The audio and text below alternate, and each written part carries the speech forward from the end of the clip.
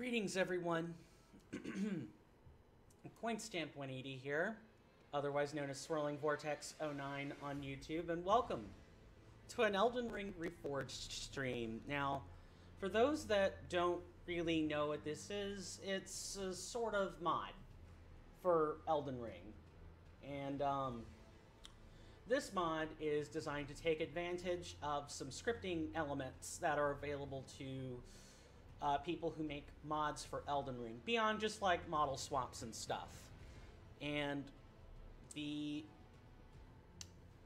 basic premise of Elden Ring Reforged is to speed up the game, provide some opportunities for new build choices, and to have some creature comforts as well. Things like the ability to duck, opposing high sweeps, or the ability to deflect incoming attacks by simply tapping the guard button. There are all kinds of things going on with this mod, and I look forward to being able to demonstrate that for you guys.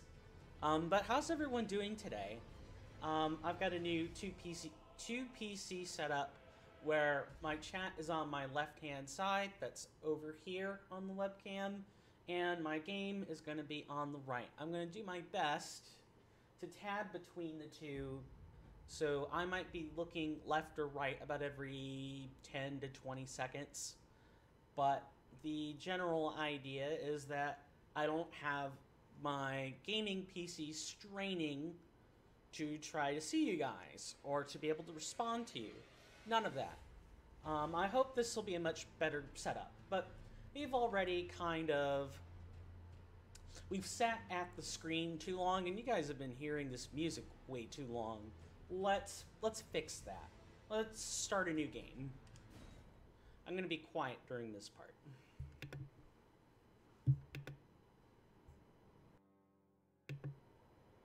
Never mind. We have to pick a class first.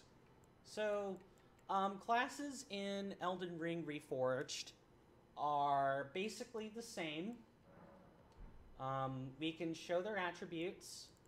So let's just kind of parse through these really quick.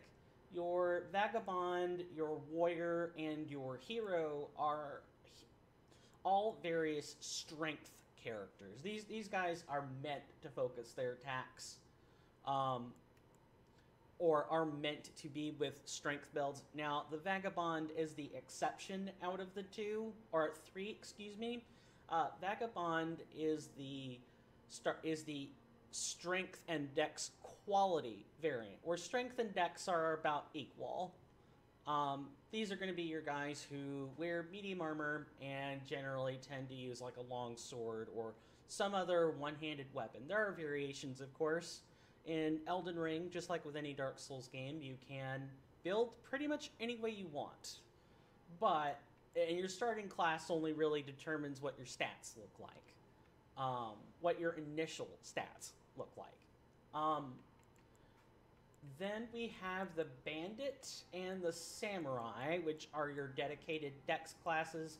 The Bandit is a straight-up dex class, whereas the Samurai it's a little bit more of a quality build compared to your Bandit. Your Bandit's kind of all in on dex. Astrologer and your Prisoner are dedicated int builds. Your Prophet and your Confessor are your dedicated strength or faith builds, excuse me. And then we have the Wretch. The Wretch is, well, level 1. It does exactly what you expect. For those coming from base Elden Ring, your classes are more or less the same. Those haven't been changed any. Now, in terms of my starting class, for Elden Ring or for like Dark Souls, unless Wretch has a particularly bad time, I like to start with it because it has base 10 in everything. And because it has base 10 in everything, it can complete all the dialogue options that are available, and it can do all of the stat-locked quests. There are some NPCs that will not talk to you unless your stats are 10 or better. So I'm going to start with the Wretch and just accept that I'm going to have a really bad time early on. Type A, Type B. Type A is your masculine body, and Type B should be your feminine body. I'm with Elden Ring Reforged, I'm trying to find this middle ground where I basically treat like new viewers or returning viewers as having some knowledge of Elden Ring, but still allowing the opportunity for people to be entirely new to the game. So I'm kind of explaining some stuff that appears on screen. Age doesn't have a bearing. Origin is the class. Keepsake. Keepsakes are the first point of difference between Elden Ring Reforged and regular Elden Ring. In Elden Ring, these were a bunch of different things. In Elden Ring Reforged, I believe the Crimson Amber Medallion has been modified. What I should actually probably do is have a resource for the changelog built in. I should have done this as a command function, but I did not. So I'm going to be pulling up the changelog now. But how are you guys doing? Hopefully all right. I am doing pretty well, all things considered. My long COVID seems to have diminished somewhat, so I'm capable of holding a friendly conversation with someone for a change. Here is our changelog, which has not really been updated past a certain patch point, but I believe the Crimson Amber Medallion changes should be listed on here. Trying to find it. It would probably be under talismans. Yeah, Crimson Amber Medallion has more max HP.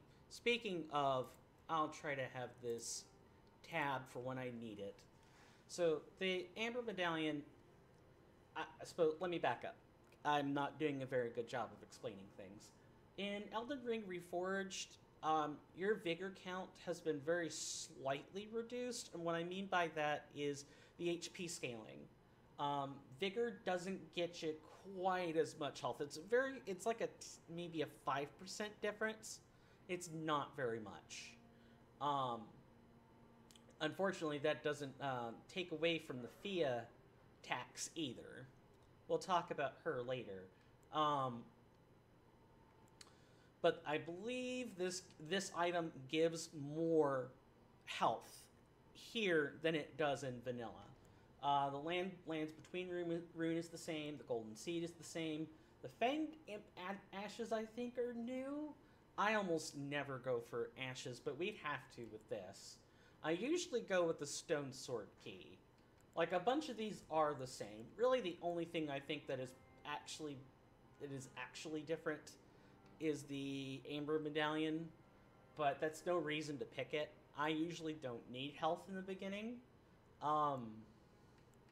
We spent entirely too long on the keepsake section. We should keep going. I think for this, I'm gonna get a free key. I'm gonna go with my usual choice. Base template's not important. The template is like a preset appearance. I have 3 places for chat to pop in, by the way. So I'm hoping that on my, streaming setup over on my left, that it's not missing anything. I hope not. And I see we have some dropped frames, but I'm hoping that's kind of a non-issue. 1% is not very high. Detailed appearance. I have a template for this, just to keep things going. That way we're not spending a whole bunch of time. I've been using test names for this, so I'm pretty happy to be able to actually enter in my username this time. And with Elden Ring, you don't, I completely blanked out on what I was going to say. I'm going to be quiet for this, though.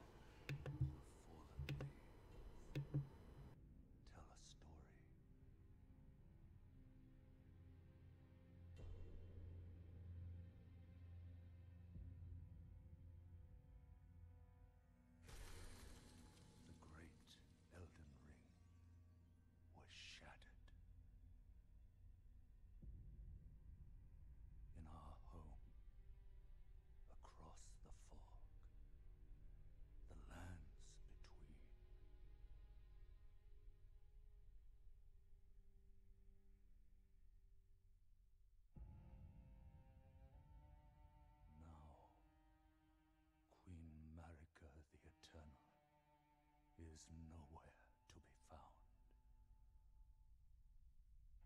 And in the night of the Black Knives, Godwyn the Golden was first to perish. Soon, Marika's offspring, demigods all, claimed the shards of the Elden Ring.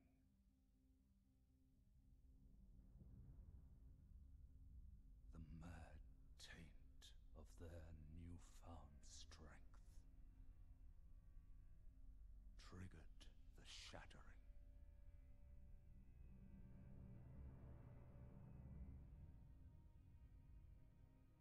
A war from which no lord arose.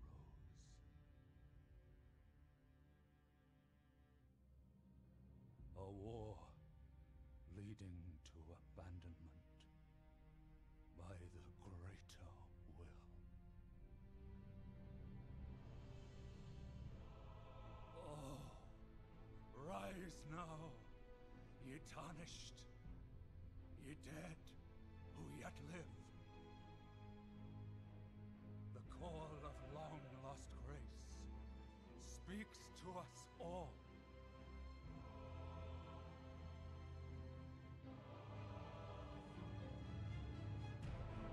Horalu, chieftain of the Badlands, the ever-brilliant Gold Mask, Fear, the deathbed companion, the loathsome dung-eater, and Sir Gideon Ofnir, the all-knowing.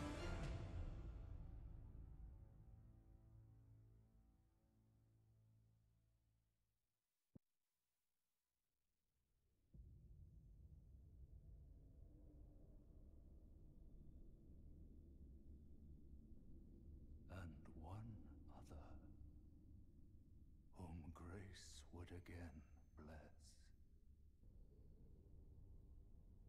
A tarnished of no renown.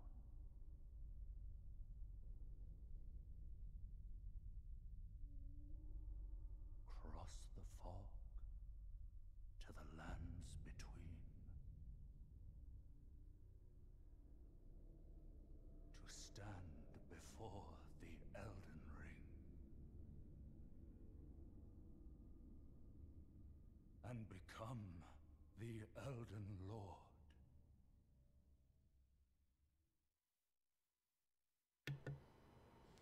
One interesting thing is that I have the HDR turned on, so it's really bright for me.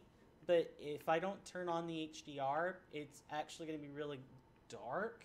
I can see that there's already some screen tearing as a result of the HDR turning on, so I may have to brighten it up a little bit. We'll see. And I might have to turn the HDR off. We're going to find out. But yeah, welcome to Elden Ring. It's the same as you remember it, but let me show you some things that have already changed. I could demonstrate this to you within 5 seconds. First, there is no... If you tap your dodge button, normally what happens in Elden Ring is that you'll do a back step. Let's see. Can I replicate it? Doesn't seem to be showing up on the stream, but I'm getting some pretty bad flickering. Right, like I was saying, you don't do a back step when you tap dodge. Instead, what happens is you duck.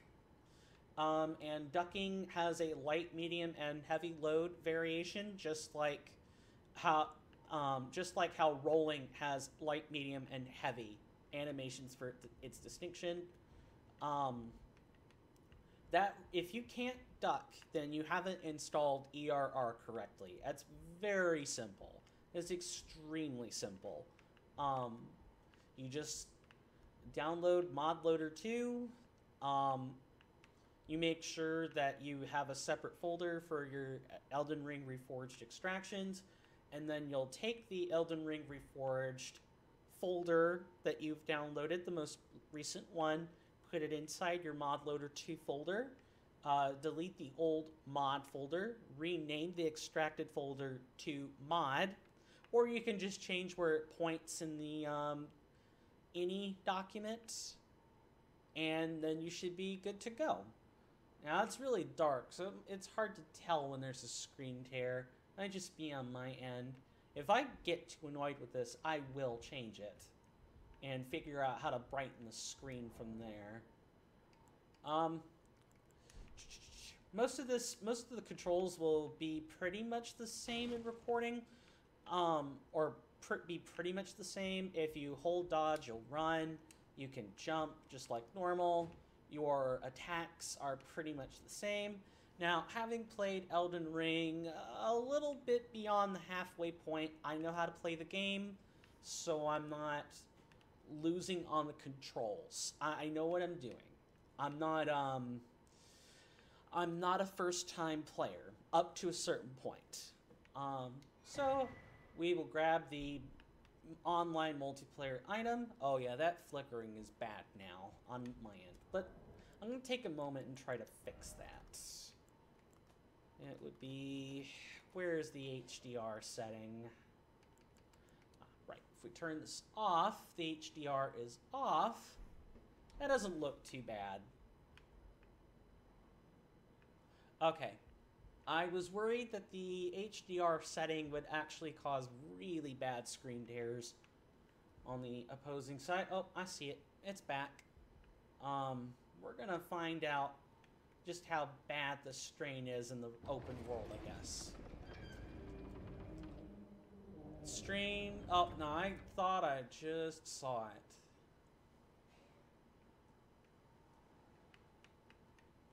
Yeah. Hang on.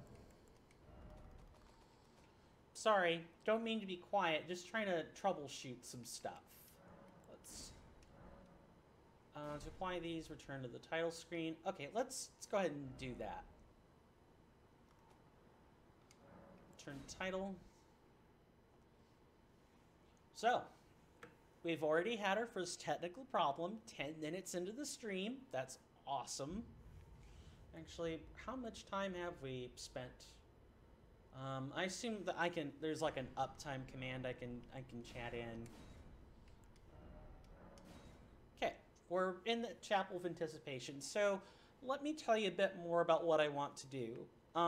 First, before doing anything, I'm going to show off one command. Chat rules. Yep, I have chat rules. It would be player build, all one word. All right, yeah. So my goal is a trifecta of all 3 casting stats: Int, Faith, Arcane. And you might say, well, Arcane's just luck. There's no way it's supposed to be a casting stat.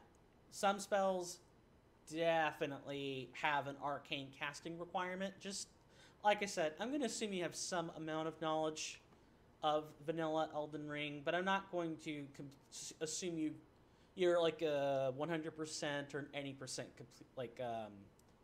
any percent player who's kind of beaten the game and moved on to New Game Plus. I'm going to assume you have some lack of knowledge about what I'm attempting to do. And that screen tearing is still persistent. Auto detect. I don't know what I'm going to do about screen tearing. It hasn't screen tore on me ever. So this is like a first. I'm not sure what I'm going to do about it. Yeah, the Chapel of Anticipation's the tutorial area, so it's kind of going to tell you, hey, this is how you move the camera. This is how you jump. This is how you do a whole bunch of stuff.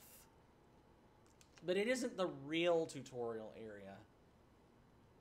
Oh yeah, that tearing is extremely bad. I'm surprised that doesn't show up on the recording, actually. It's like really bad.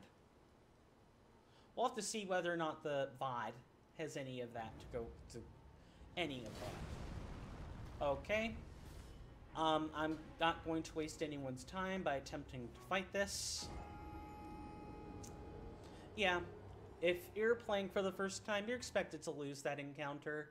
There are plenty of easy parry or deflect openings, but I'm just not going to waste your time. Gonna be quiet for this.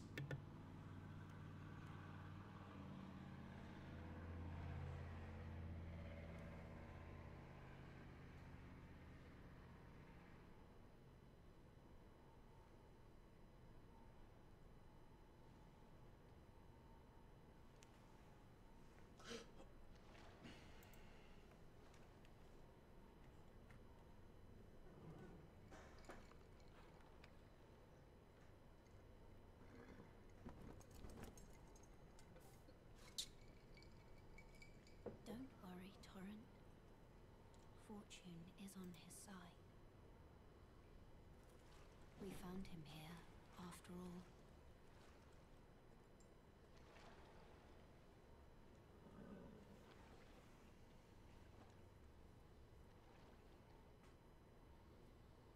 One of his kind is sure to seek the Elden Ring. Even if it does violate the Golden Order.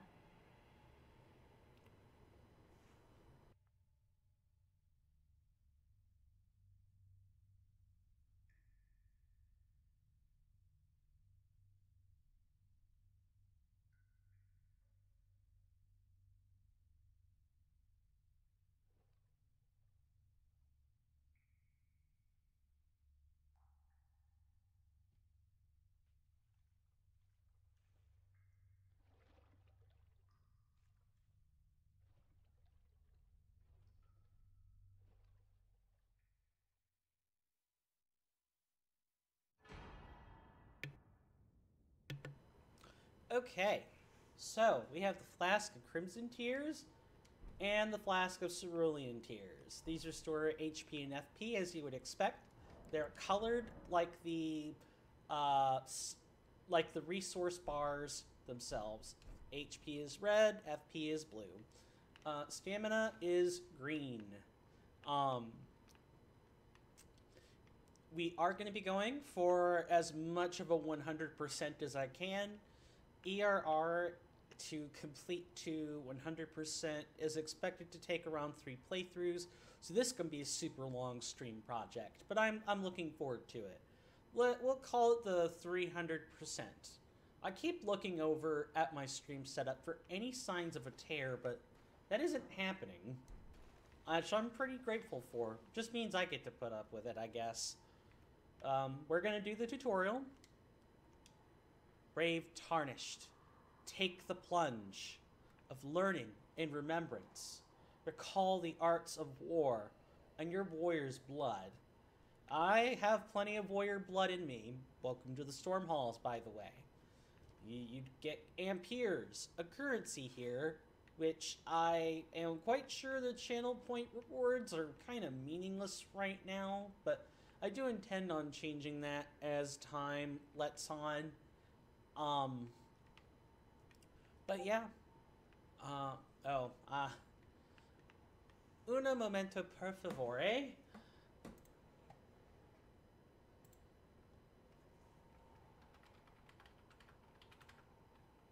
I'm gonna have to figure out how to disable that.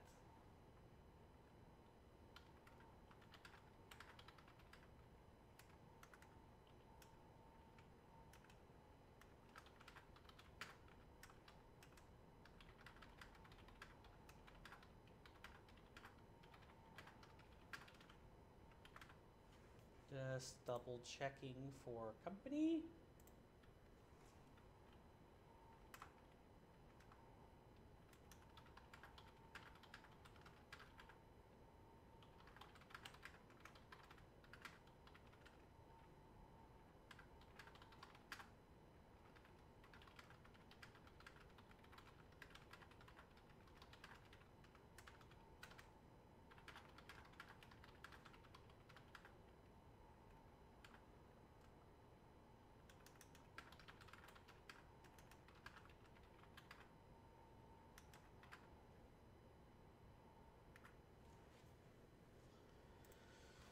Okay. Let's continue, shall we? My apologies for that, but that was my sibling. You probably saw it on the feed, so there's no point in denying it.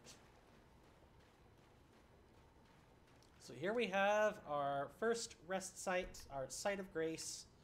It's exactly what you'd expect. Even if you're like a veteran player, I feel as though you really should still go through the tutorial. The tutorial does give you some base souls and will absolutely like get you reacquainted with the controls.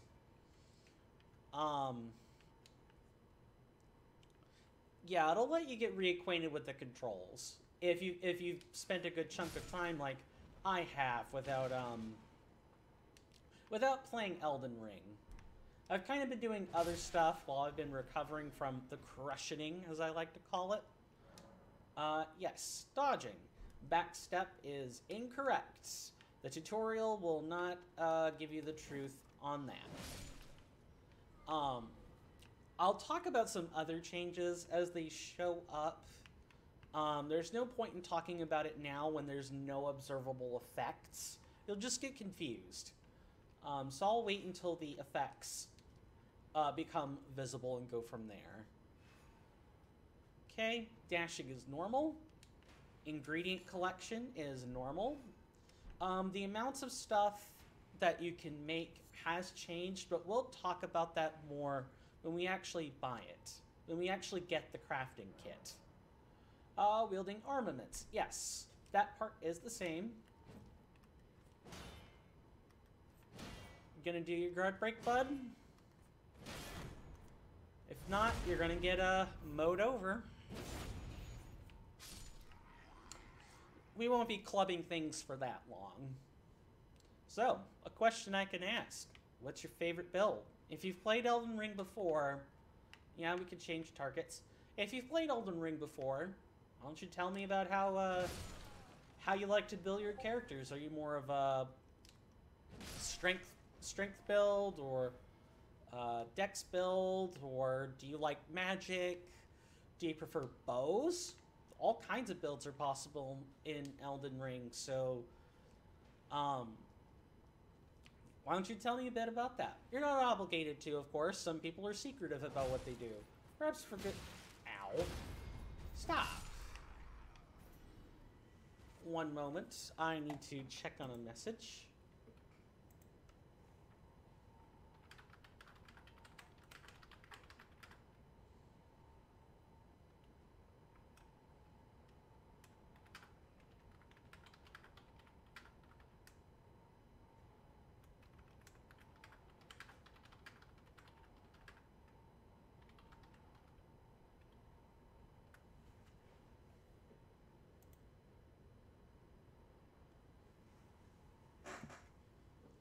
Sorry about that.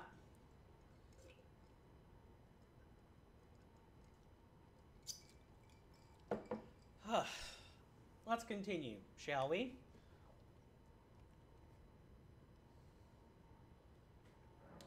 Skills, yes. The club skill is War Crime, and as expected, weapon arts are something that I'm a huge fan of. I like them in Dark Souls 3. I like them better here. They're a bit more polished here. Alright, believe we're going to be shown how to sneak here. Yep, that's vanilla. Backstabs do about as much as you'd expect.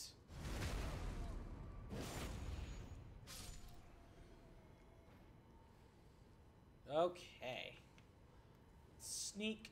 The brush has like a camouflage effect where if you're in the brush, you will you have some kind of cover. Enemies can't really see you unless they're a boss or something, or they've got some sort of ability that cancels the camouflage effect. It's not a real effect. It's just it's one of those enemies just don't have as good of a range of vision when they're looking through brush as like on the plains. All right. One thing that is there, besides the ability to like duck and deflect, things that you can test almost immediately in Elden Ring Reforged, all classes start with a talisman. And in the case of the wretch, you start with the twig. Twigs act like, they kind of act like is it the rare ring of humanity? Basically, it lets you sub out a death and keep your runes. I'm blanking on the exact items that are used in Dark Souls 3 or 2 or 1, but there are death substitute effects. Excuse me. Yes, we can charge and we can do jump attacks. Get lost. If I had tried to beat him down normally, he probably would have taken 2 or 3 hits. The jump attack has increased like stagger properties and stuff. Gets through more poise. Upon dying, you will be revived at the last site of grace. Yeah, Stakes of America allow you to revive here instead of at the last rest site.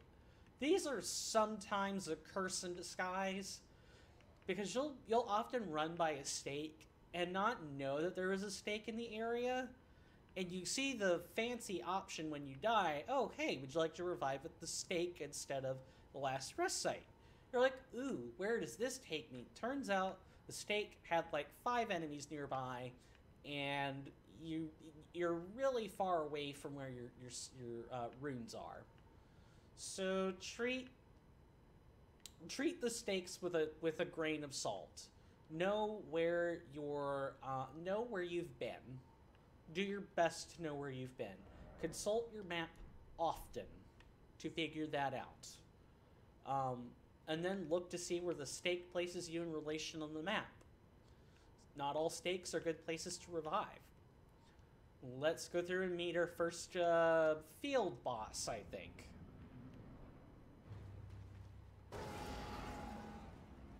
Not going to waste any time on you. Guard counters. Immediately after blocking attacks, if you have to do it as the attack lands. This is one thing that has changed between Elden Ring Reforged and regular Elden Ring, is that timing is a lot tighter now. Yeah, see, I'm pressing it after the attack lands, and that's really not going to work.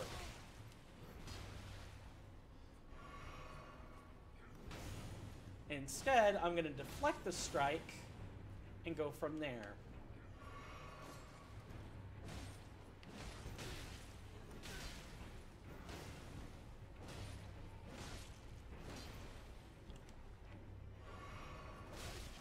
Ow. Wow, this soldier is actually giving me a little bit of trouble.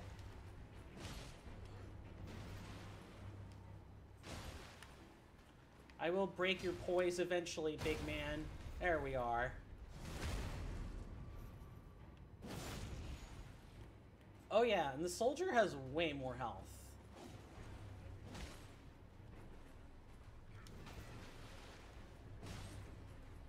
Come on. You're going to have to do better than that. Oh, maybe I should stop talking trash.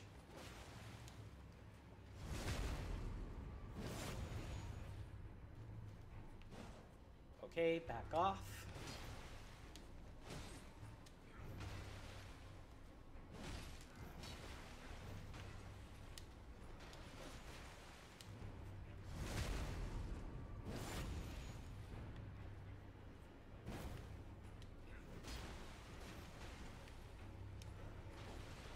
That was your fatal mistake.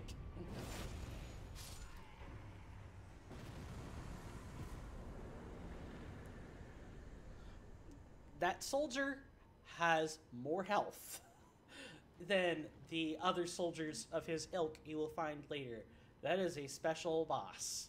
And our reward for going through and nearly dying, to my shame and embarrassment, is a gesture. Strength. If in Elden Ring, the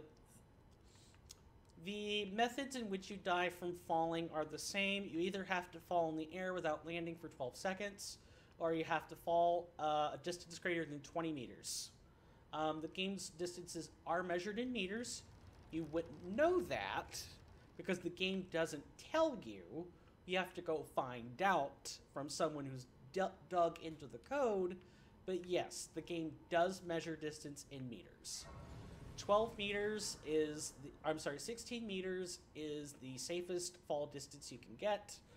Between 16 and 20 meters, you take damage, and at 20 meters, you die. Doesn't matter if you're on a horse or not. If you were flung off a cliff, or if you jumped off, it's the same. Right, don't have any spells. Let's see, we don't have anything to enhance our flasks. We can change the difficulty. That is something that is new. We can change the difficulty, and there are a bunch of different difficulties here. That's one of the really nice things about Elden Ring Reforged, is that you can, right now we're on normal mode. Simple and relaxed mode do things like allow you to regenerate your HP, or reduce boss and enemy health, or make it so that your attacks hit a bit harder. Stuff like that. Hard and Master Mode actually changed the AI. I believe Master Mode makes it more... Master Mode makes the AI more aggressive with what it does. Now, I'm curious. I need to do a little bit of looking up because some of these changes are fresh. I need to know what hybrid mode is. Is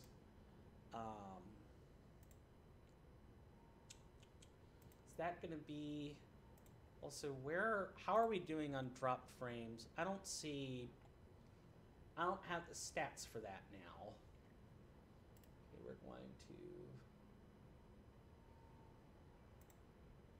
Okay. Nope, that doesn't do anything for us. Okay. I think I've got the canvas where I want it. Okay, so this would be under difficulty/challenges. This is Master, Simple, Relaxed, Hard, Shura, Co-op.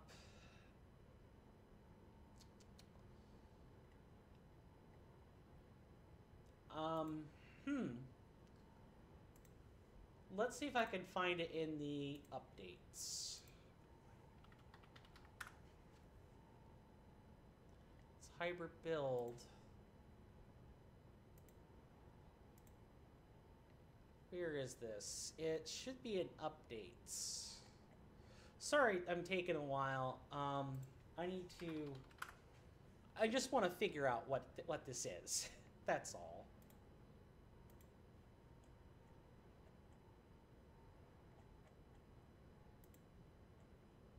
Okay, hybrid mode is a single player mode that activates any raid-specific mode changes.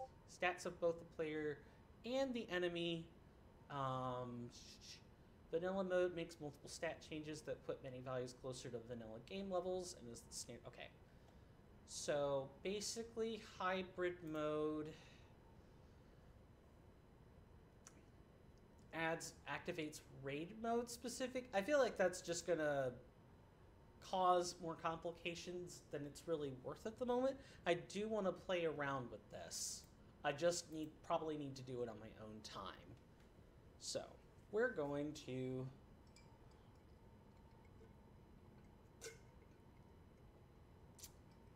I'll have to get a drink in like an hour.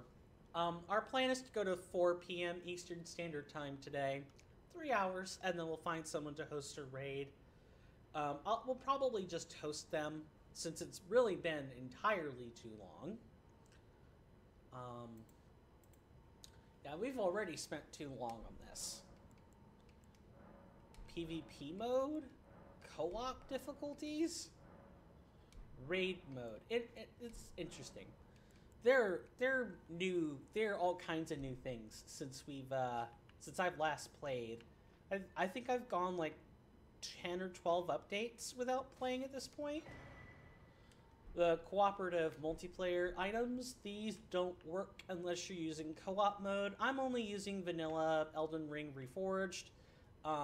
This game is patched to work with seamless co-op, which is another Nexus mod special that lets you kind of have, I don't know if it's a local server or whatever, but what I do know for certain is as long as you have like the same local server and or password, you should be able to just be in one world. It's very much still in beta though. It's on Nexus Mods if you guys want to check it out. I think it's awesome. And he's screen tearing now that the game's brighter. Doesn't look like it. No, it doesn't look like it, which is good. Guidance of Grace. It exists to guide the tarnished and lead them along the proper path. Even now, some sites of grace retain that power. Yeah, like in vanilla, you can find nearby sites of grace if you just look at these. They will give you a general idea of where to go, but they won't, like, help you 100% the game, which is what we're trying to do. The map. Yes, I know. The map. As you can see, this map ain't super helpful right now. It doesn't have any details on it. We're gonna make a mad dash for the map fragment required. That is how you get your map visibility, is through a map fragment. But we're gonna talk to this guy first. Come to the lands between for the Elden Ring? Of course you have. No shame in it. Unfortunately for you, however, you are maidenless.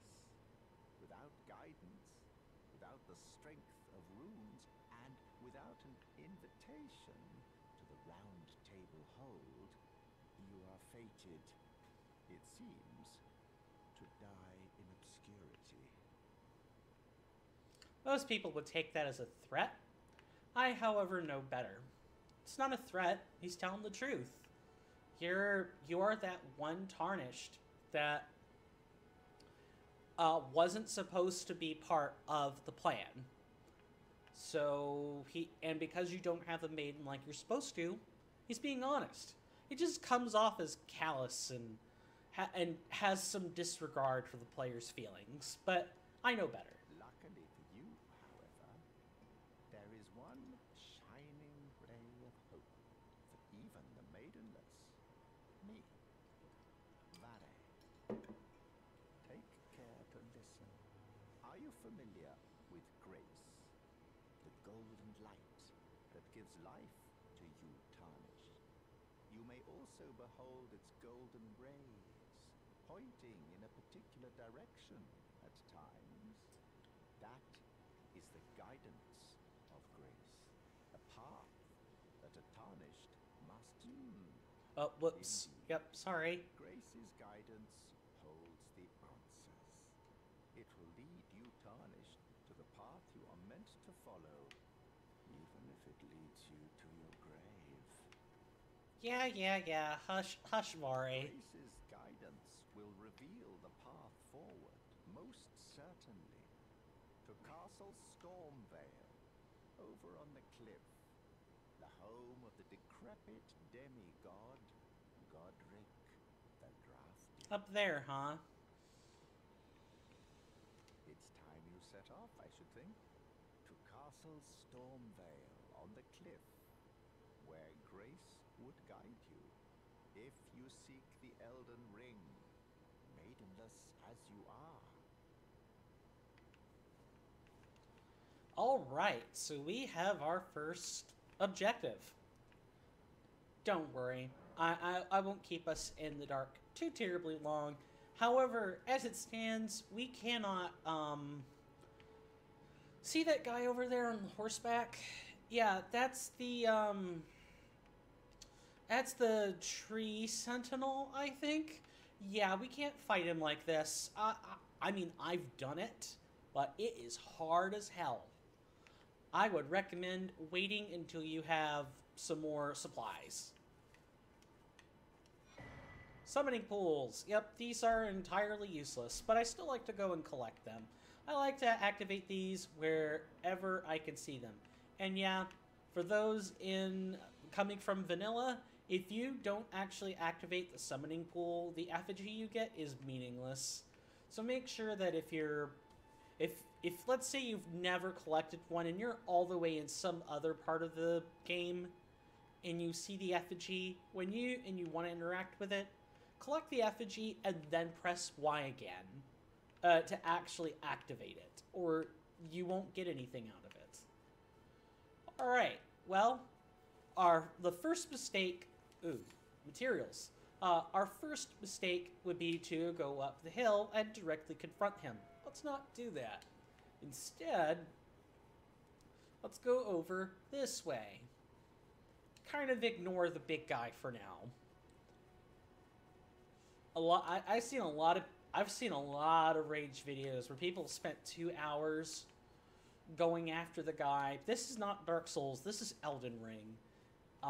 In Dark Souls, fighting guys like that would be mandatory. Here, you could skip it. You could come back to something else. Come back to it later, after you've gotten some more power. There will be certain times where you can't do that. But for the most part, Elden Ring is an extremely open game. Take advantage of it. It's not linear anymore. You don't have to beat your head on a wall for 5 hours. Unless you just want to progress a certain way, and then I guess you're more than welcome. We have 769 souls. Runes. I still call them souls sometimes. Forgive me. I'm a veteran Souls player. Yes, we're going to collect this, which is a smithing stone. We can use wet blade fragment. Oh, right. You can make or find wet blade fragments. I think those let you change affinities. I'd have to go back and read the changelog to be 100% sure, assuming it's even updated. I should probably tell Kirnifr at some point to, like, get a team behind them. Because that's one of the things they talk about in the Discord is, like, they make these changes to the game and they put the changes in the posts where they upload the file to Discord and on Nexus mods, but they haven't updated the master changelog in quite a while. And honestly, I think Elden Ring Reforged is at such a size now, and its scope is so much bigger than before, that Kirnifr could really use help. They need a team. People to, like, assemble a wiki and stuff. It's at that point now, but that's neither here nor there. We don't currently have the materials to strengthen our armament, so we're not going to even bother with that. So I'm going to talk to this guy.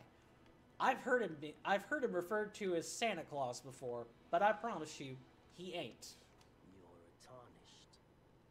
I can see it, but I can also see that you're not after my throat. Then why not purchase a little something? I am Kale, purveyor of fine goods. Alright, Kale, tell me about yourself. I am of a nomadic people, selling wares as I travel. The land has been tainted by madness since the shattering of the Elden Ring. It's only tarnished, like yourself, who keep things from drying up entirely. Let's say you're a very welcome customer. You don't even care that I'm naked? Look at me, I'm wearing like a G-strap. You know, if you can spare the runes, you should buy yourself a crafting kit. A crafting kit allows you to make basic items on your own. Essential, really, if you intend to survive out here for any duration. The kit costs a bundle, and I admit I do take my cut. But the important thing is that you survive. Every customer counts, after all. Alright, well, let's see what you have. Yeah, so this guy is your first shop. I know I said we were going to beeline to the map fragment, and I do mean that, but it would be in our best interest to get this crafting kit now, rather than later. Enables the practice of item crafting. Leather bag containing a pestle and mortar, small blade, and various other tools. Enables item crafting for the main menu. Both provide means provides both means to survive and to fight. I don't think I read that verbatim, but that's not important. Whetblade fragment. Fragmented piece of a smith's whetblade. Can be used once as a whetstone knife. Use a nearby smithing table to unlock an extra affinity when using Ashes of War. Yeah, this game has extra affinities in it. So it's not just like cold or holy or I think blessed, sacred, something like that. Occult. There's more. There's a lot more. Kirnifr does an awesome job with the game.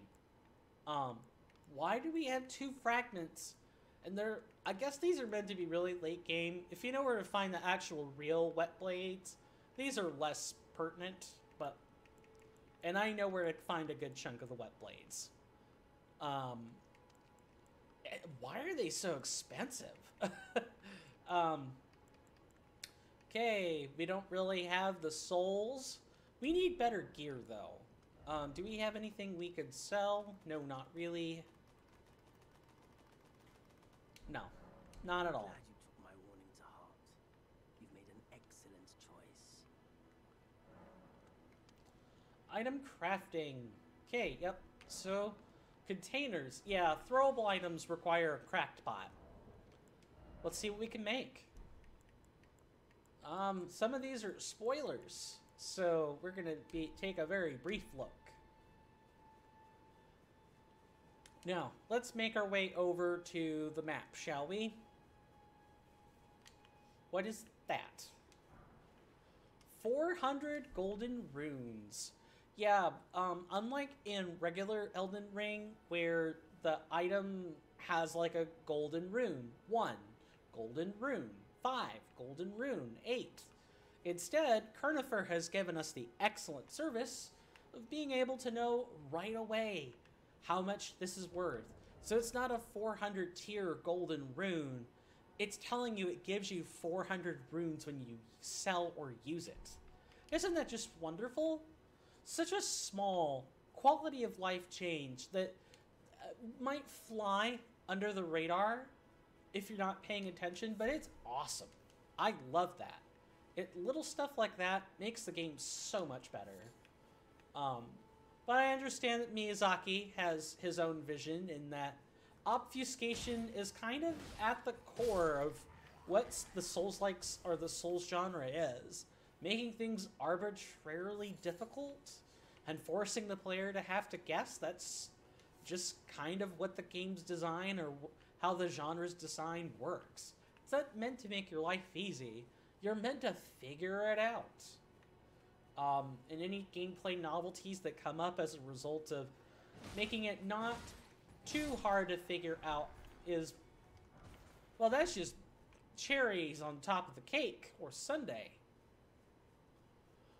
Okay, we're gonna go over here. I will explain what these blue shimmers of light you're seeing as I hit the soldiers. I'll explain those when they become a little more pertinent. Right now it wouldn't make much sense to talk about it, but I do promise you it's a real effect, and it's very useful for what we're going to be doing as we go through and accomplish our build goals. Let me know how the stream audio and stuff is, or whether or not I'm actually looking. I'm trying to like do this thing where my game display is over here, but I continue to try to like look at the camera. And that's not an easy thing to do. Let me know if there's something that's wrong with the audio, and I'll attempt to, or video, and I'll attempt to fix it. Already did try to do that with the screen tears, but those seem to be a thing for me, not you. So, the screen tears for myself I'll fix on my own time, for now on. I didn't expect that the game would have a screen tear in it. That's all. Don't even think about it. Ow. Stop. Over here, I think we're going to get our first real weapon.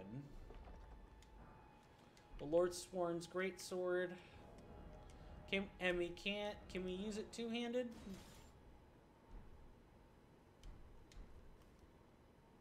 No. We don't quite have enough strength to make that work. We're stuck with this. And as you can see, we are already at a stake of America, and we don't know where that stake is. This will probably be a good time to remind people, don't just accept random invitations to be at a stake. You don't know where you're going to be. You might not like where you end up. Let's see. We've got a big guy we want to avoid. Do we have any throwables? No, but we got these bolts. Nothing to use them on. Come on, big guy. Show me what you're made of. Come just a little closer. I'm just going to hide in the bush here.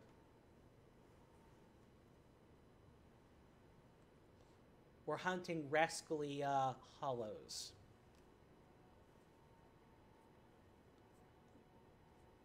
Jeez, Jimmy, why are you hiding in those bushes?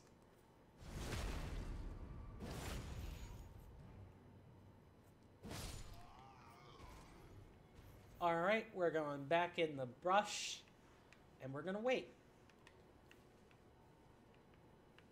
Now is the time for progress.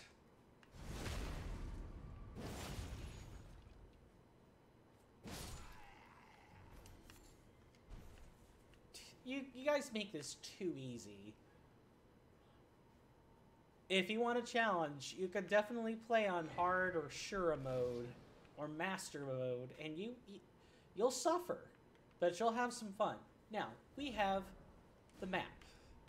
That isn't quite enough. We have a couple more things we need to do while we're here, just to kind of get ourselves on the map, so to speak, on our feet. One of them, well, frick.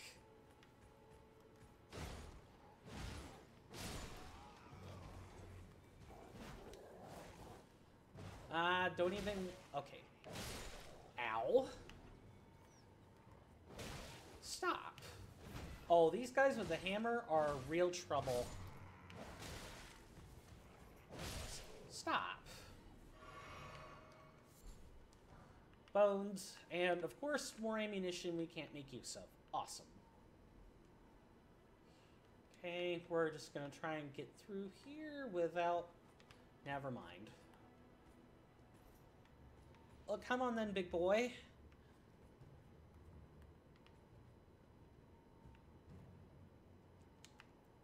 I thought you guys were smarter than that.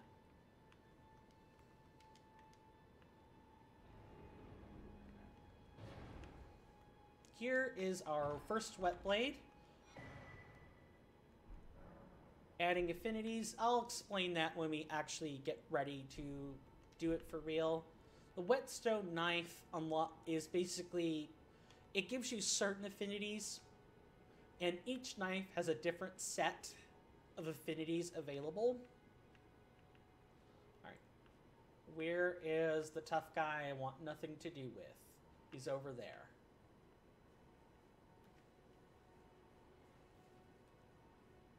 Like I said, we accepted a really bad early start when we signed on as the Wretch. Dude, he had a torch. You could have swung with that first. I would have been hard-pressed to answer that. Instead, you chose to wind up for a dumb attack. AI, am I right? No, don't mock the AI. It's actually pretty smart if you give it credit where it's due. It's really smart. We're just gonna hide this brush, take a drink.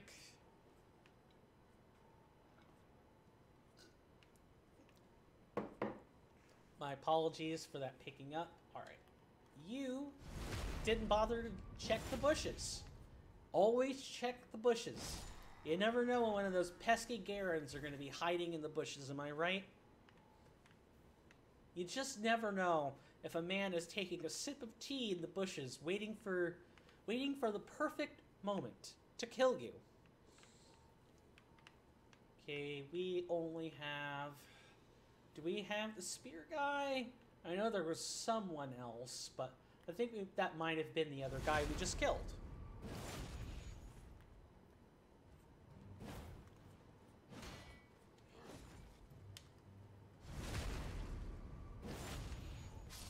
So what's this other treasure you're guarding, friend?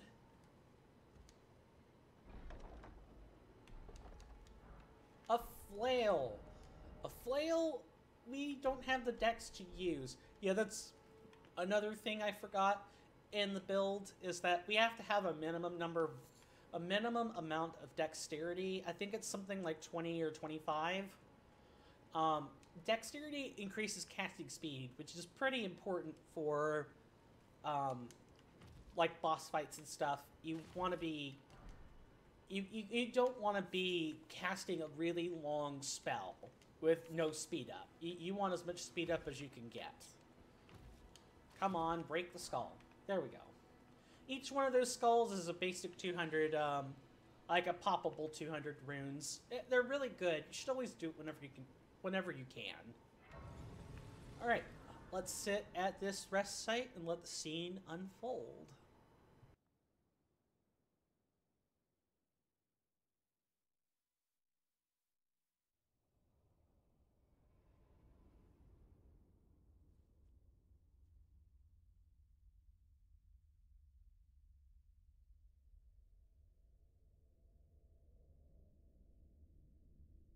Greetings, traveler from beyond the fog.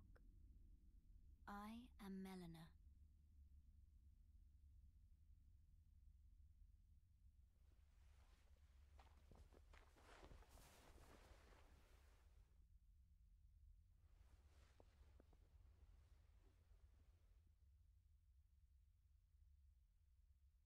I offer you an accord.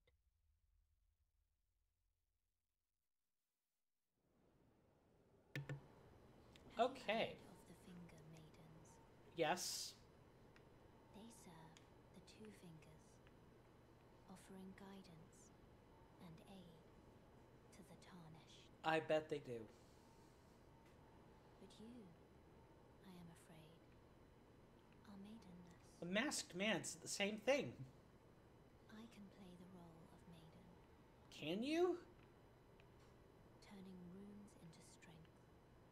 Hmm. Aid you in your search for the Elden Ring. I'm not really sure what I'm doing yet, but if I search for it, sure. You need only take me with you. You're a bit delicate, ma'am. Of the Erd Tree.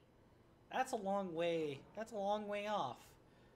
It's really long in the distance, and we're locked into a camera angle, so I can't confirm it.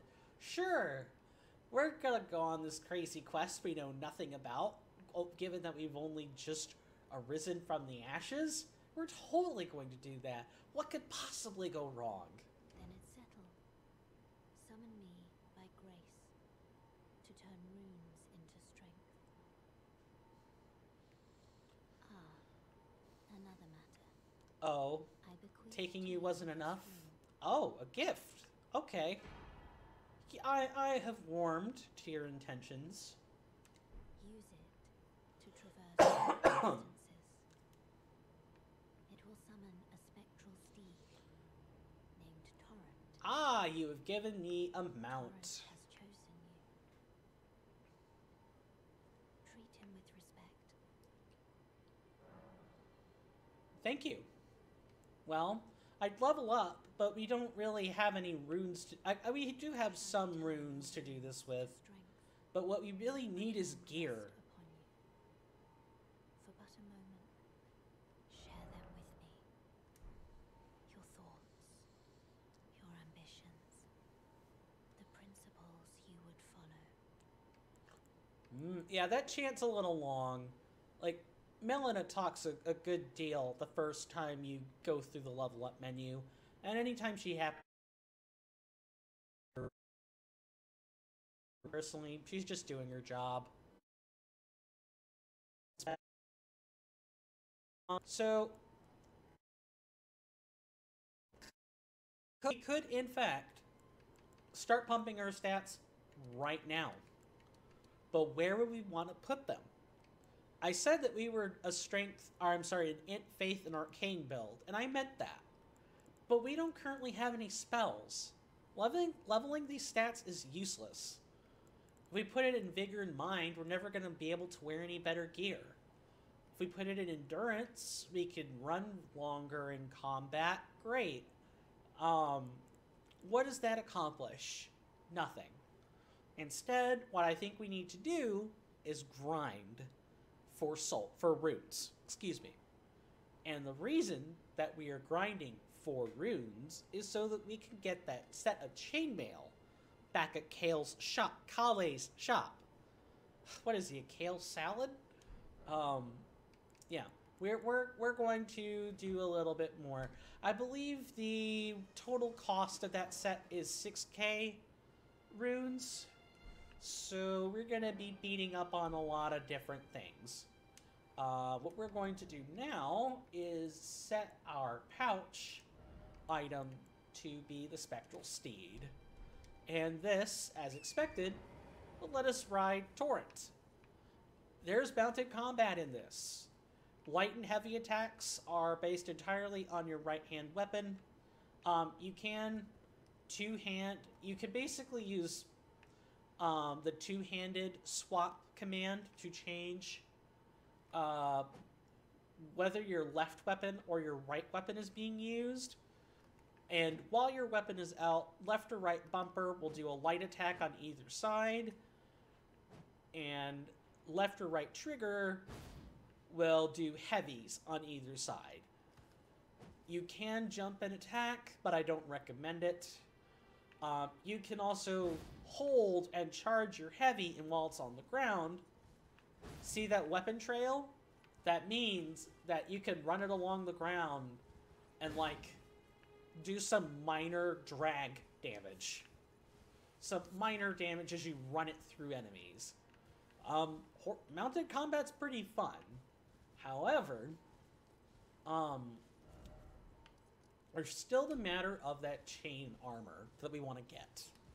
I will take a intermission shortly, maybe within the next 10 minutes. Come on, you.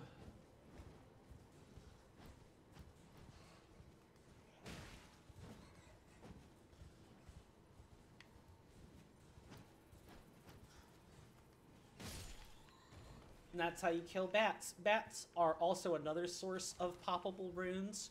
I highly recommend killing them when you get the chance. Ow, that hurts. Come on then, show me what you're capable of. I expected a little bit more of a challenge. I'm also kind of a veteran at the game. I've beaten a lot of enemies, a lot of different kinds of bosses in Elden Ring. I haven't beaten Elden Ring, but I have made it at least halfway through. I've experienced many things. Elden Ring does not surprise or scare me at this point, and none of the changes in Reforged do that either.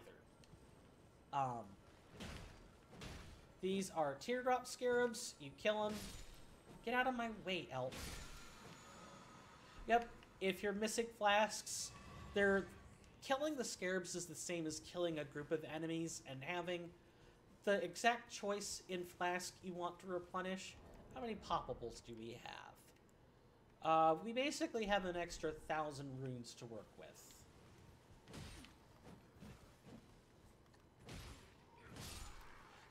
Mounted attacks, if you're doing the light attack, you get a chain of 3.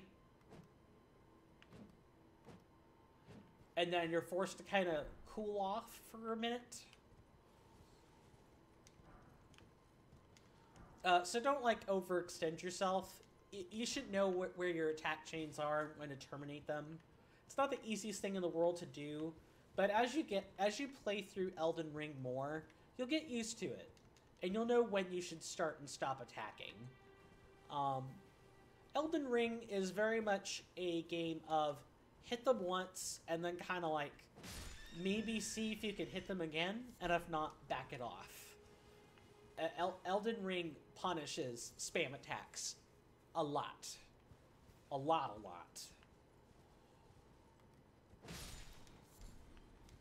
Nice, we're getting good crafting materials. We also want to be buying up the cookbooks when we get a chance. The cookbooks increase the arsenal of things you can craft when you buy them. And they contain all kinds of What was... Oh, my phone made it... Thank you for joining the storm. Greatly appreciated. No, I do not need any help, but thank you for asking. Welcome to Elden Ring Reforged. Welcome to the channel.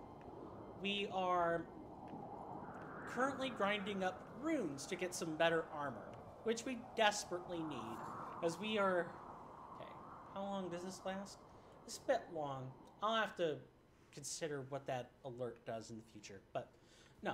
Thank you for offering, though. I appreciate it.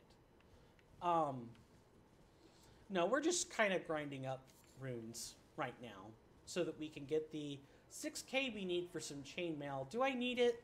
No, not really.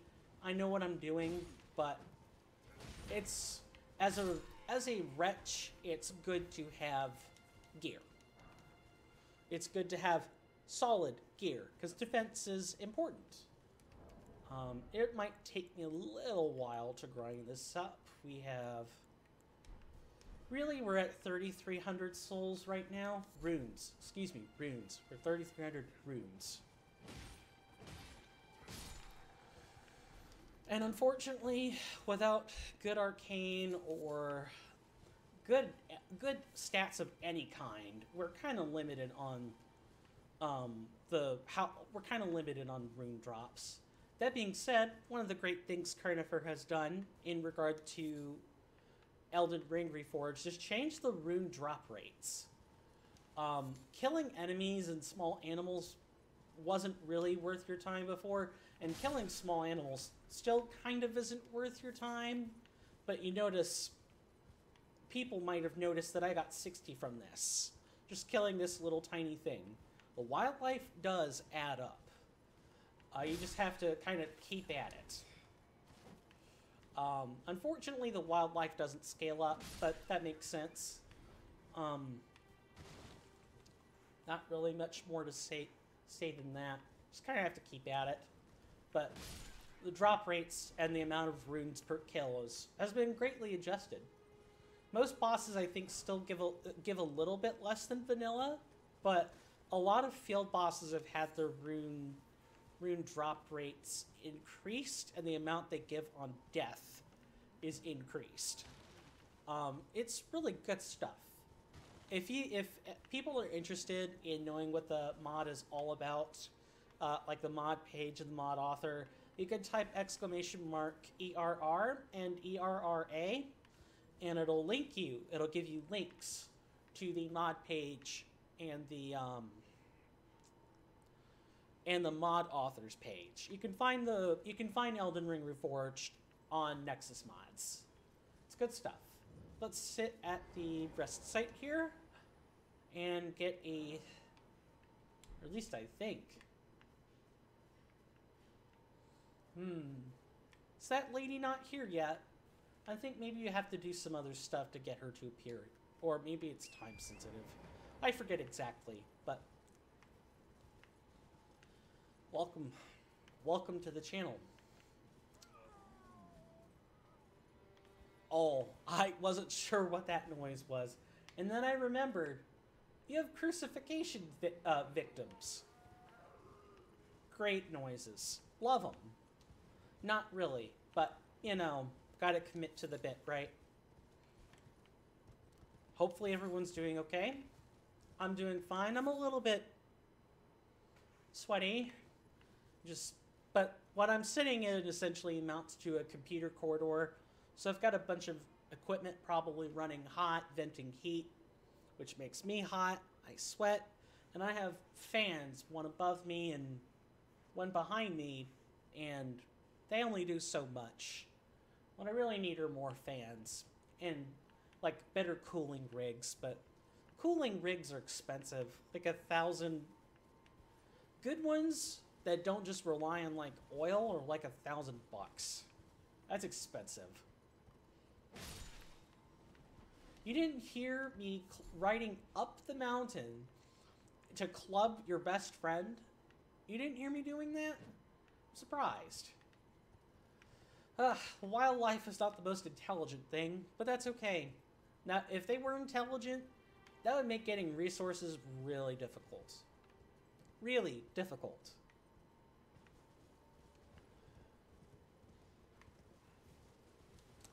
Where to? Yeah, the journey to 6K is long. The journey to 6K is long, but I'm determined. I've ground up like 200,000 runes before. It's, grinding is one of those things that you kind of have to get used to in FromSoft titles. It's not difficult, it's just tedious or anything else. Where are we in relation to the game? There we are. Alright. We're about 2/3 of the way there. We're getting there. Slowly. But wow, great engagement, Coin. Great engagement.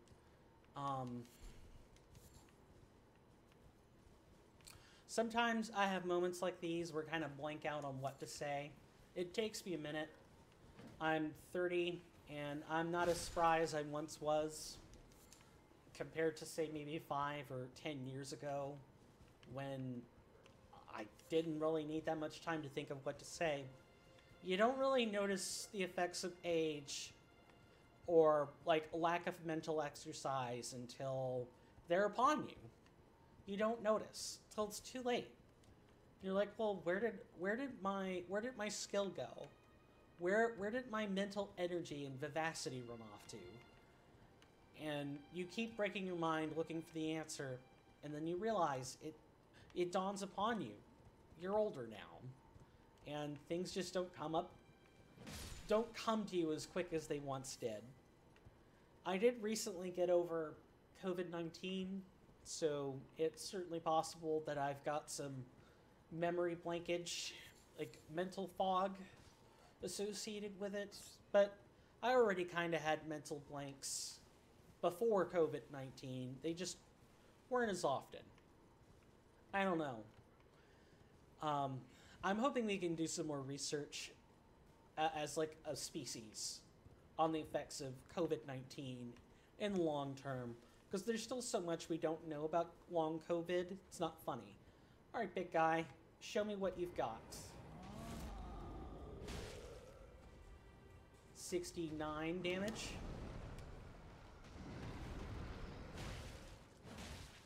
Look, I can't help but comment on the nice number. It's nice for a reason. I will stagger you eventually, Giant. Or you'll stomp on me. You'll step on me even, I don't know.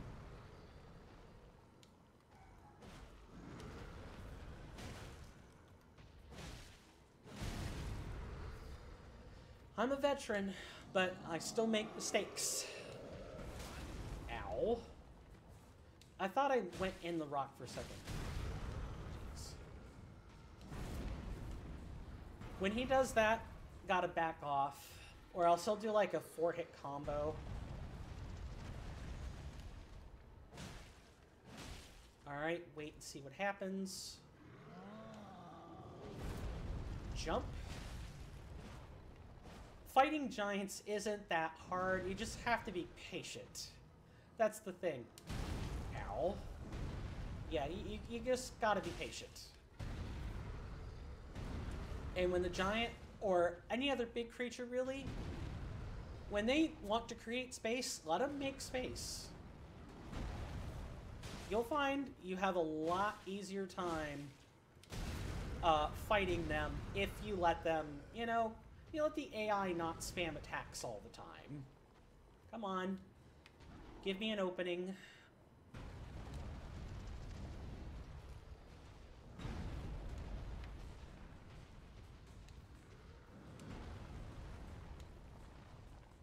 And sometimes they don't really give you any easy openings. See, there's the start of the 4-hit combo. Alright, get away from him. Yeah, fighting early giants is kind of tedious. Come on. Alright, get away.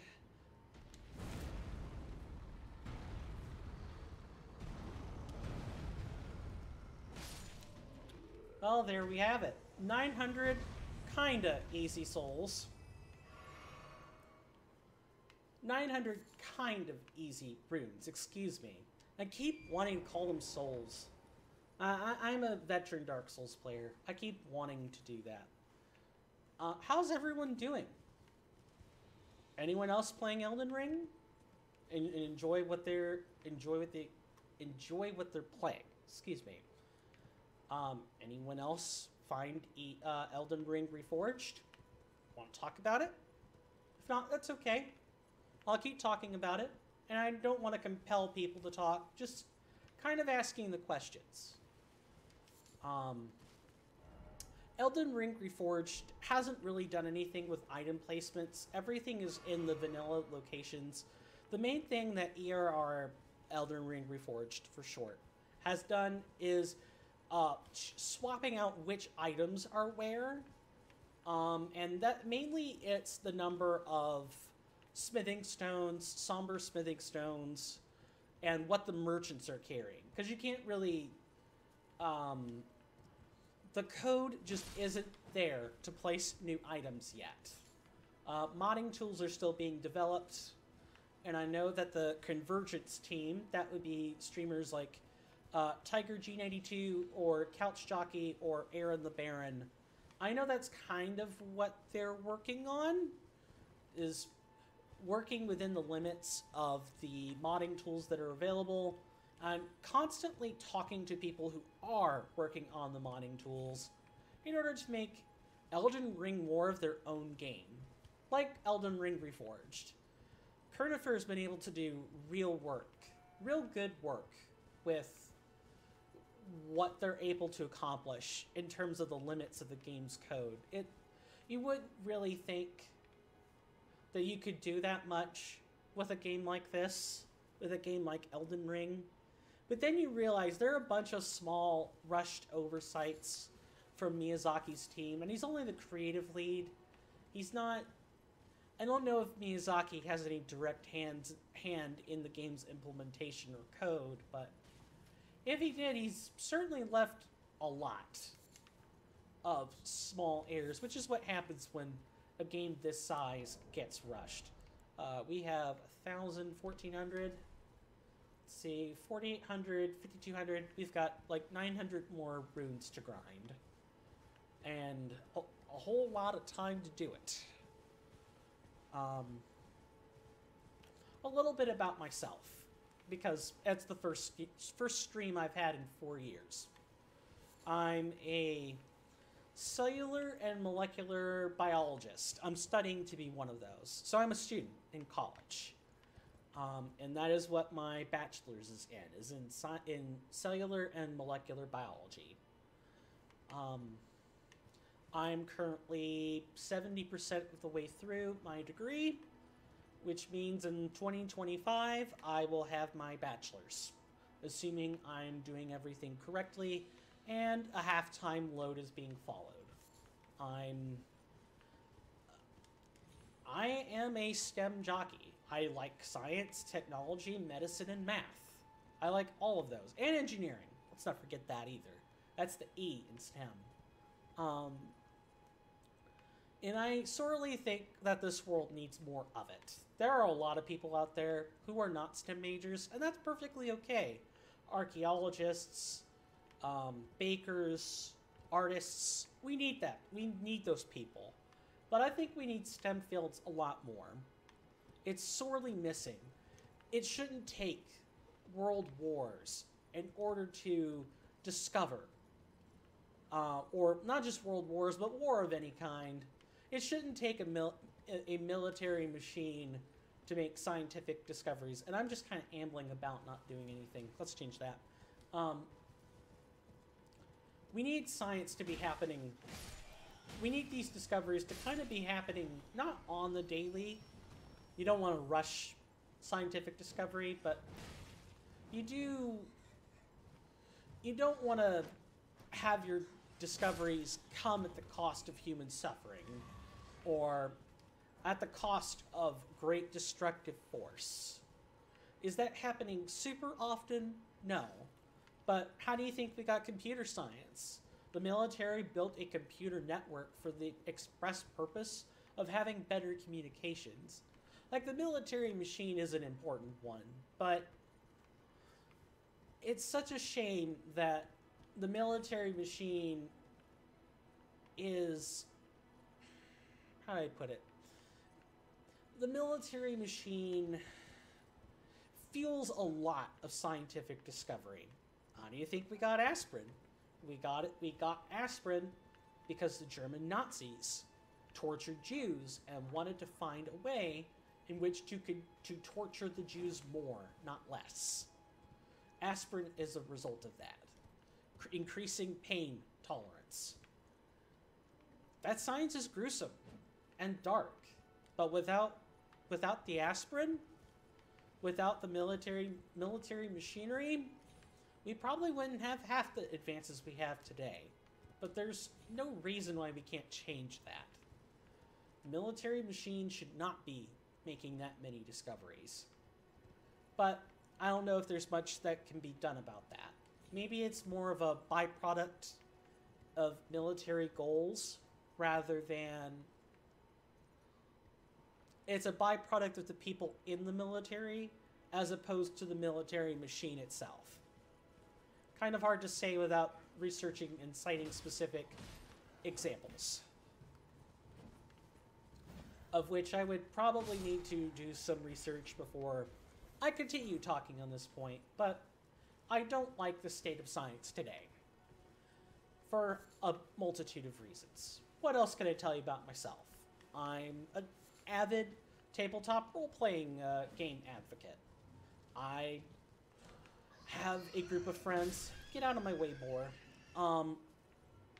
I have a group of friends I play with pretty much every 2 weeks. In either Dungeons & Dragons or Pathfinder or whatever else have you. I'm a dungeon master for one of those two groups, and I'm a player in the other one. And it's a lot of fun. But boy, is it mentally taxing. I run a high-octane campaign with 5d6 as like the possible range of stats, where it's mythic, so it's a separate system besides leveling, and there's a bunch of custom content on top of that. It's fun, but it is actually taxing. I have to make maps and put together portfolios of custom encounters, make new abilities, research new spells, all that kind of stuff. It's fine, but it is taxing. I'm a man caught between multiple cultures. My dad's family is Southern, and you know how Southern U.S. grit gets. It's a very unique culture.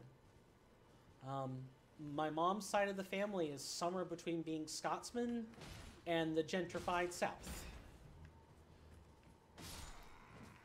Not incredibly proud cultures to be part of, in my honest opinion. In fact, I don't even claim heritage from these groups. I deign to be my own person when I can. I want to just be an American citizen, a human being. That's all.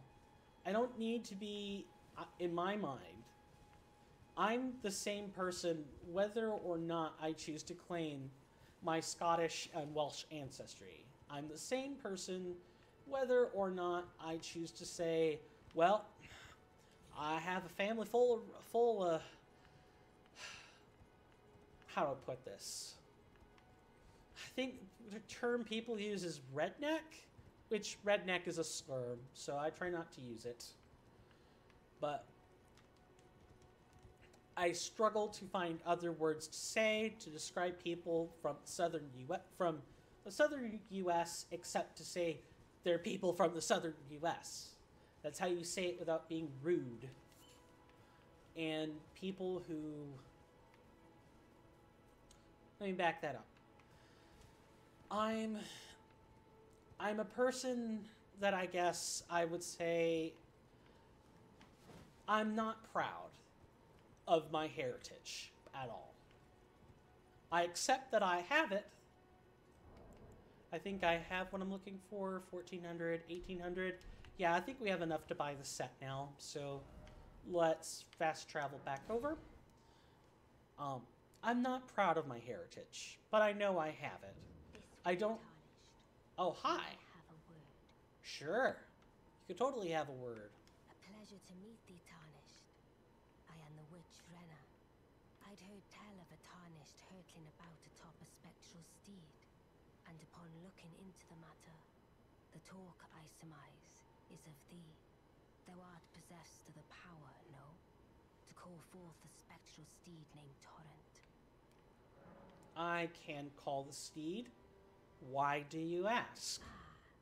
As I had hoped, I was entrusted this for thee, by Torrent's former master. Ah, the spirit calling bell and the ashes. 'Tis a bell for calling forth spirits. Summon them with it. From ash and return to the Erdtree, the spirits will obey thine command but briefly, as they recall battles past. Now it is thine, to do with as thou wishest. Okay, Renna. Thank you very much. Forgive mine intrusion, Tarnished. I doubt we shall again meet. But all the same, learn well the lands between. How long will it be, I wonder, before the Tarnished tire of obeisance to the two fingers? Interesting. Thank you again. Where was I? Right, culture and heritage. I'm not proud to be born into anything. I accept that I'm born into something, but I don't claim heritage. I don't suddenly desire to put on a Scotsman's kilt because my great-grandmother and my grandmother directly came from Scotland. I don't accept that. I haven't earned it. I haven't earned recognition from the people from which my heritage comes from. I haven't earned their acceptance to lay claim to that heritage, so I don't. And as for the other parts of my heritage that I don't lay claim to, I just don't want to. I'm my own person. I want to be my own person. And if that means going without cultural creature comforts, then I will do that. Period. Some think that I am... How do I put it? I'm spitting on the heritage of my ancestors and those who came before me, but I say, to them, I say, I'm trying to show respect by not just laying claim to it. I can, but I don't. I also don't want to be defined by it either. I don't want to be defined by my cultural ancestry. I want to be defined by the things I say and do, including this, for whatever that's worth.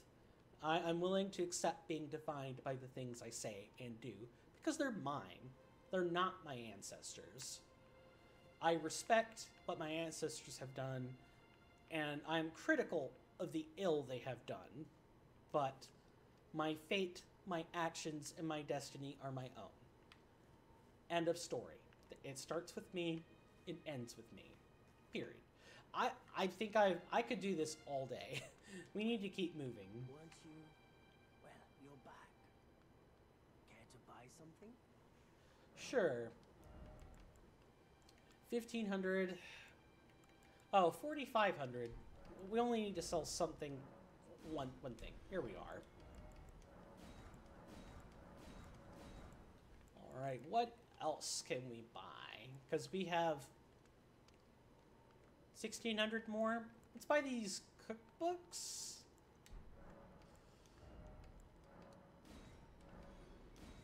$1,700, not 1,600. 2K expands crafting repertoire. We don't really need holy water yet. So instead, let's just get these bone arrows and other stuff. Let's also get Let's get a torch. And a cracked pot. Goodbye. Nice To do business. Me too, Kale. What is it? I want to talk. There are others of my people who yet survive in these lands. If the mood takes you when you meet one, then offer them some trade, won't you? My people, wanderers all have long been spurned by the grace of gold, which is why we cannot settle, but instead are forced into this pitiful, unceasing journey. But thanks to that, things are not so different for us now, though the Elden Ring is shattered. I think this makes us kindred spirits of sorts. Your people, the Tarnished, and mine. Perhaps you don't need to hear this, but see that no harm comes to my kin. We have a saying, we wanderers, lament not your solitude. Expect no sympathy, no regard, nothing. But if anyone dares harm us, show them no mercy. That is our code, so to speak. So an attack on one? Deeply unforgiving. An attack on one is an attack on all? Boy, doesn't that sound like certain global organizations, which I won't name for the sake of preserving everyone's sanity. Goodbye for now. Alright, we can finally not be naked. we could finally not be naked, which is a good start. Some armor sets have like armor set bonuses, some don't. In Elden Ring Reforged, I know Kirnifr is working on getting Elden Ring Reforged the like all the armor sets, something, but it takes time to come up with these things. And as far as I understood, Kirnifr is currently trying to work out, at least in terms of armor sets, like what the Godskin Apostle sets are, like in terms of a set bonus, like what they're gonna do. Yeah, I don't think they figured it out yet. Excuse me. But yeah, we have much better defense now. We have 67 defense versus most things, including some base amount. We have some amount of resistances. I say things are looking pretty good. And our animations have slowed down a little bit. But that's because we're carrying a medium load now. So, it has been an hour and a half since we've started streaming. I need to get up and stretch my legs. Additionally, I also need to get a drink and consider some other things I want to talk about. So I'm going to put you guys on an intermission for probably around 10 minutes. I'm going to mute the mic during that time. If you have any comments, feel free to leave them in the chat, and I will address them when I get back. But feel free to stretch your legs yourselves. Get a drink. Go chat it up with a loved one for 10 minutes. Do something. Well, you don't have to do anything, but I hope you get my sentiment. Don't sit for multiple hours and game without getting up or whatever. You'll get like all kinds of blood clots and stuff. It's not good for you. But other than that, I'm gonna put us on intermission, and I will be back shortly. See you guys in 10 minutes. Managed to keep yourselves entertained. Had a chance to maybe think on some things we've talked about. And I do want to apologize for getting immediately heavy within the first hour. Ran out of things I wanted to talk about Elden Ring Reforged. So I had to talk about something. And the contents of those. Do they color your perception of me? It's perfectly okay if it does. Or doesn't. Your choice. But these are things that I've been thinking about for a while and wanted to find some way to talk about it. And I suppose the stream gave me an excuse. Hey, Shadio? Oh my god, Coin. Long time no see. How are you doing? I'm glad to be back. I'm glad to be back streaming. I don't know how long this is going to last, but I'm going to do my best to make it last a while this time. Streaming fills a part of my life that's missing. How have you been? Hopefully you're doing well. Welcome to Elden Ring Reforged. It's a mod of Elden Ring. If you want to find out more information about it, you can type !ERR or !ERRA to learn more about either the mod or the author. The ERRA command is for the author's page. Oh, hey there, Alex. Yeah, it really has been a while. Yeah, I didn't recognize the name, which is why I was slightly confused, but good to see you again. How have you been? Romania, right? Want to make sure I'm not forgetting where you've come from or where you've been.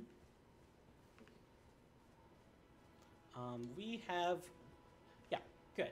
I'm glad I remembered. And I'm glad you're capable of hearing me. I was a little worried that all of my sound was going to be mute and stuff. I went through a bunch of audio mixing setups to get everything as close as I could get to being correct, and was really worried that none of it was going to be relevant. I assume someone would have let me know, but I don't know how long I would have gone without a response or some kind of confirmation. It's nice to get that. I hope you've been doing well. We are on our way to start picking up various items throughout Elden Ring. We're going for a 100% playthrough, and we are going to be showing off everything there is to see about Elden Ring Reforged. It's a good mod, and I have hope for what it's going to be in the future. Why don't we kick things off with a boss? I might be quiet during some of this, so my apologies, but the Tree Sentinel is not an easy boss. And as you can see, I'm not exactly doing a whole bunch of damage to it.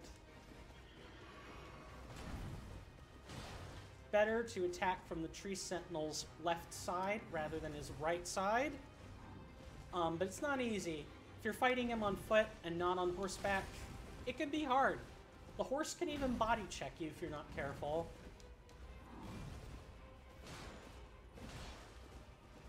And it's not really safe to use your weapon arts here. Come on, big guy. Show me what you're capable of. Yeah, Tree Sentinel he's like your first test of what you should be doing. You can fight him in vanilla if you know what you're doing, but I don't recommend it until you've gotten gear. Ow. That hurt. I will read that in 2 seconds.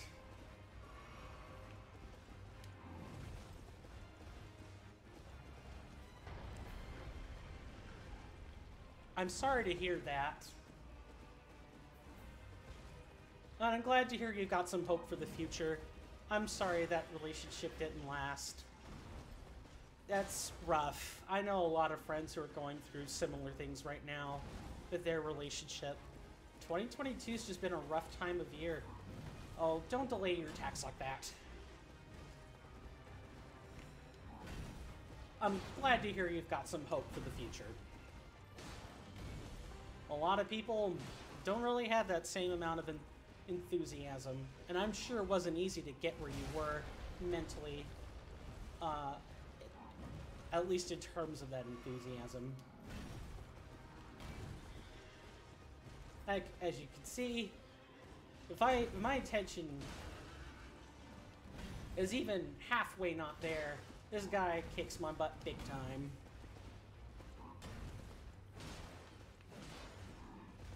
If he decides to slam his pole axe twice like that, that's a good time to hit him at least once.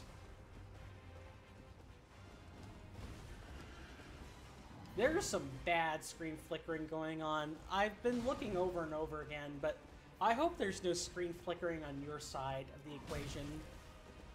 I'd be really worried if people could see that. And I hope it doesn't show up in the footage either. And I am out of healing. Awesome. Don't worry, I usually die to this guy at least once. Bingo. We're probably still not quite ready to fight him yet. And that's the beauty of Elden Ring. No matter if it's modded or not. People don't have to beat their heads against a boss for 2 hours. Oh, I forgot to unequip that. Yeah, we died, but we didn't actually lose anything for it. We didn't gain anything either, though. Because we had the, twig. We now have no talisman, so we'll have to start dealing with death effects, but that's what happens when you forget to take off your sacrificial twig. You kind of lose it for no reason. Let's see. Now I can actually read this in more detail. Let's see. I'll still miss her, but you know you weren't compatible anyway. Just a matter of time. That's really sad. I'm sorry that happened. But hey, you have the wisdom. That's the thing about breakups and like relationships. You appear to experience that wisdom of knowing that, hey, you can look back on your relationship and say, okay, these were the things we had going for us. These were the things that maybe we didn't do so great at. And as painful as the breakup is, you can use that experience for your next relationship, should you choose to experience one. You know, maybe, okay, maybe I get to know your partner a bit more, yada yada. I don't need to lecture you about that. You probably know what I'm saying already. But I suppose my point in saying that in the first place is to just, it's hard, but viewing things through a silver lining, I find helps me. When I got my girlfriend rejections, it took me a week to get through the rejection, but I was able to say, well, okay, this is where I did well, and this is kind of where I fell short. I was able to use the experience to forge myself as a better person. And I hope that you'll be able to do the same with that breakup as well. Well, you learned a lot from it. That's good. That's the most you could really ask for in life, is the ability to learn from your experiences. There are people who are still stuck, reliving the same experience over and over. Even if they change up what they do, they still end up back at this same exact point. And they didn't really examine the silver lining. They didn't really take a second and just think on what happened through as much of an objective lens as you can. With relationships, that's really hard because you have emotions, you have investment, it's hard to be objective about that. I'm glad to hear that that you have that wisdom. It probably came with some pain though, and for that, I am sorry for the pain you've experienced. Other than your relationship troubles, going back to previous conversation contents for just a second, have to take an exam for your driver's license. How's that working out for you? Do you like driving? Do you hate it? Not that I don't want to continue talking about relationship issues or troubles, but I'm just eager to know where you've been. I want to make sure I explore the contents of our conversations. And while you're typing out what it is you want to say, sorry, I'm not that. It's been 4 years since I've streamed, so I'm a little bit twitchy on conversations. Forgive me. But while you are thinking on what it is you want to say, I know it's a sad phase of life. Just need more time. Have to be positive. Good. Good. It's hard to not let the negativity get to you, but I'm glad that you're making a solid effort at it. because the negativity is just going to continue to bring you down. Misery likes company. Misery loves company. So the more you fight and resist, the easier it will be for you to sort of move on when you're ready. I'm glad to hear you have some sage wisdom for that. Where were we intending to go?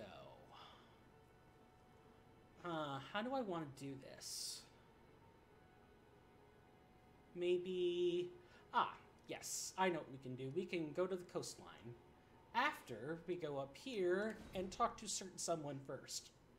Going down to the coast will be a lot better once we've had this discussion with the NPC we're about to meet. I can show off some more... I know what I can do. I can use a battle art and talk about some more effects in the meantime.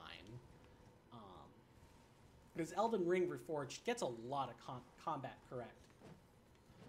Ow. Oh, well, you haven't even been hit yet. Calm down, coin. Oh, okay.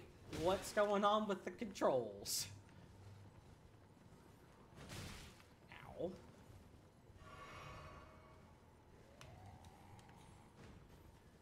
You and your horse chopper. Stop it. Get some help. As you can see, this guy's really hard to fight on horseback. Guy, this is a bad time to be trying to talk. I'm fighting a guy with a horse chopper. Yeah, these guys are hard if you don't have, like, good setups.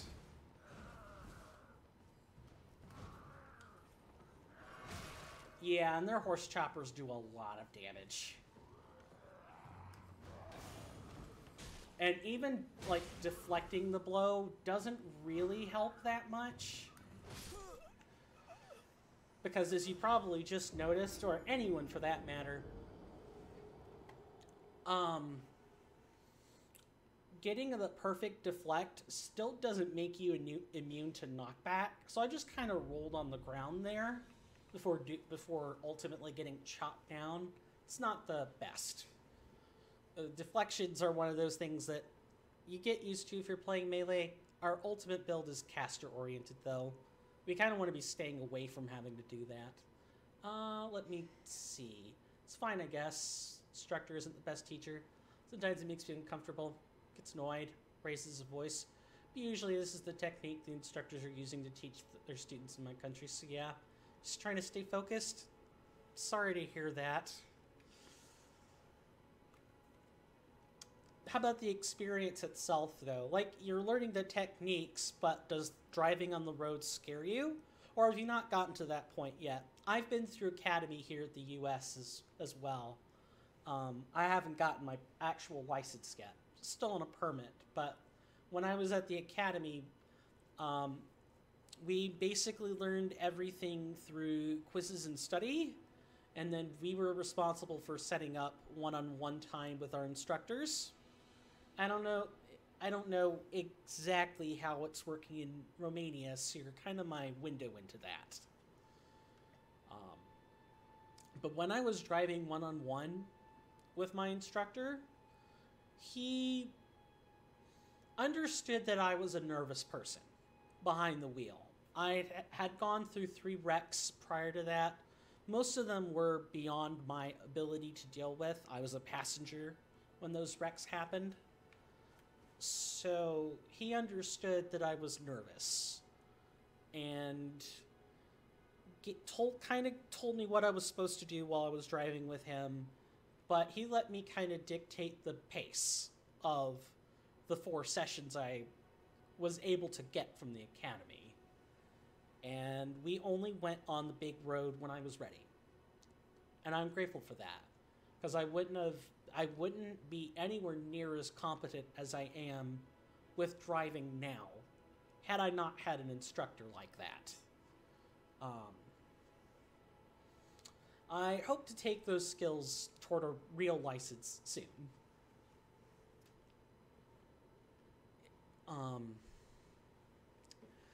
Let's see. Anything else? Just making sure I completely comb over your statement.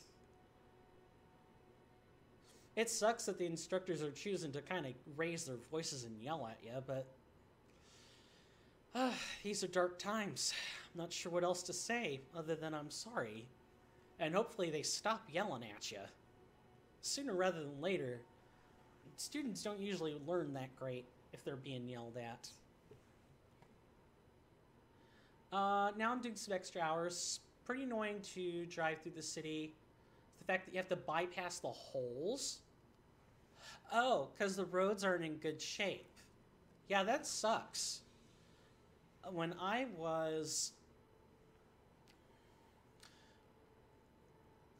driving with my dad a lot, and I still do drive with him sometimes, the roads in the southern U.S. have huge potholes. I don't know what the roads in Romania look like, so I can't really comment on that. But I definitely know that driving over potholes sucks. Your first lesson was driving in the city? Not in a... Oh my god. That's awful. My first instruction was in the parking lot training area behind the academy when I went there. I had plenty of driving experience before the academy, mind you. The academy is mostly so that the insurance isn't as expensive. But we, like, first-time students never go to the major roads or highways in my state. We start with the training area, and then I move to the suburbs after that. It wasn't until my third training session that I ended up actually going onto a major highway. So I'm sorry that your first experience in that was not safe. That sucks. And I can't imagine it getting any easier either.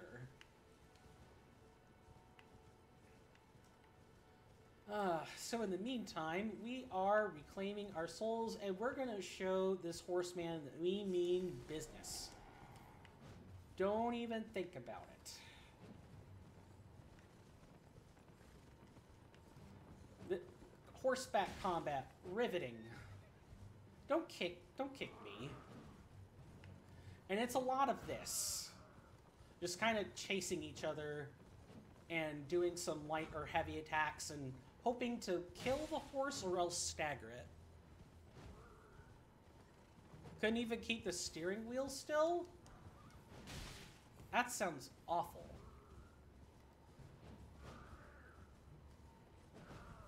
Come on, guy. Give me a real opening. I mean, these guys are infuriating to fight.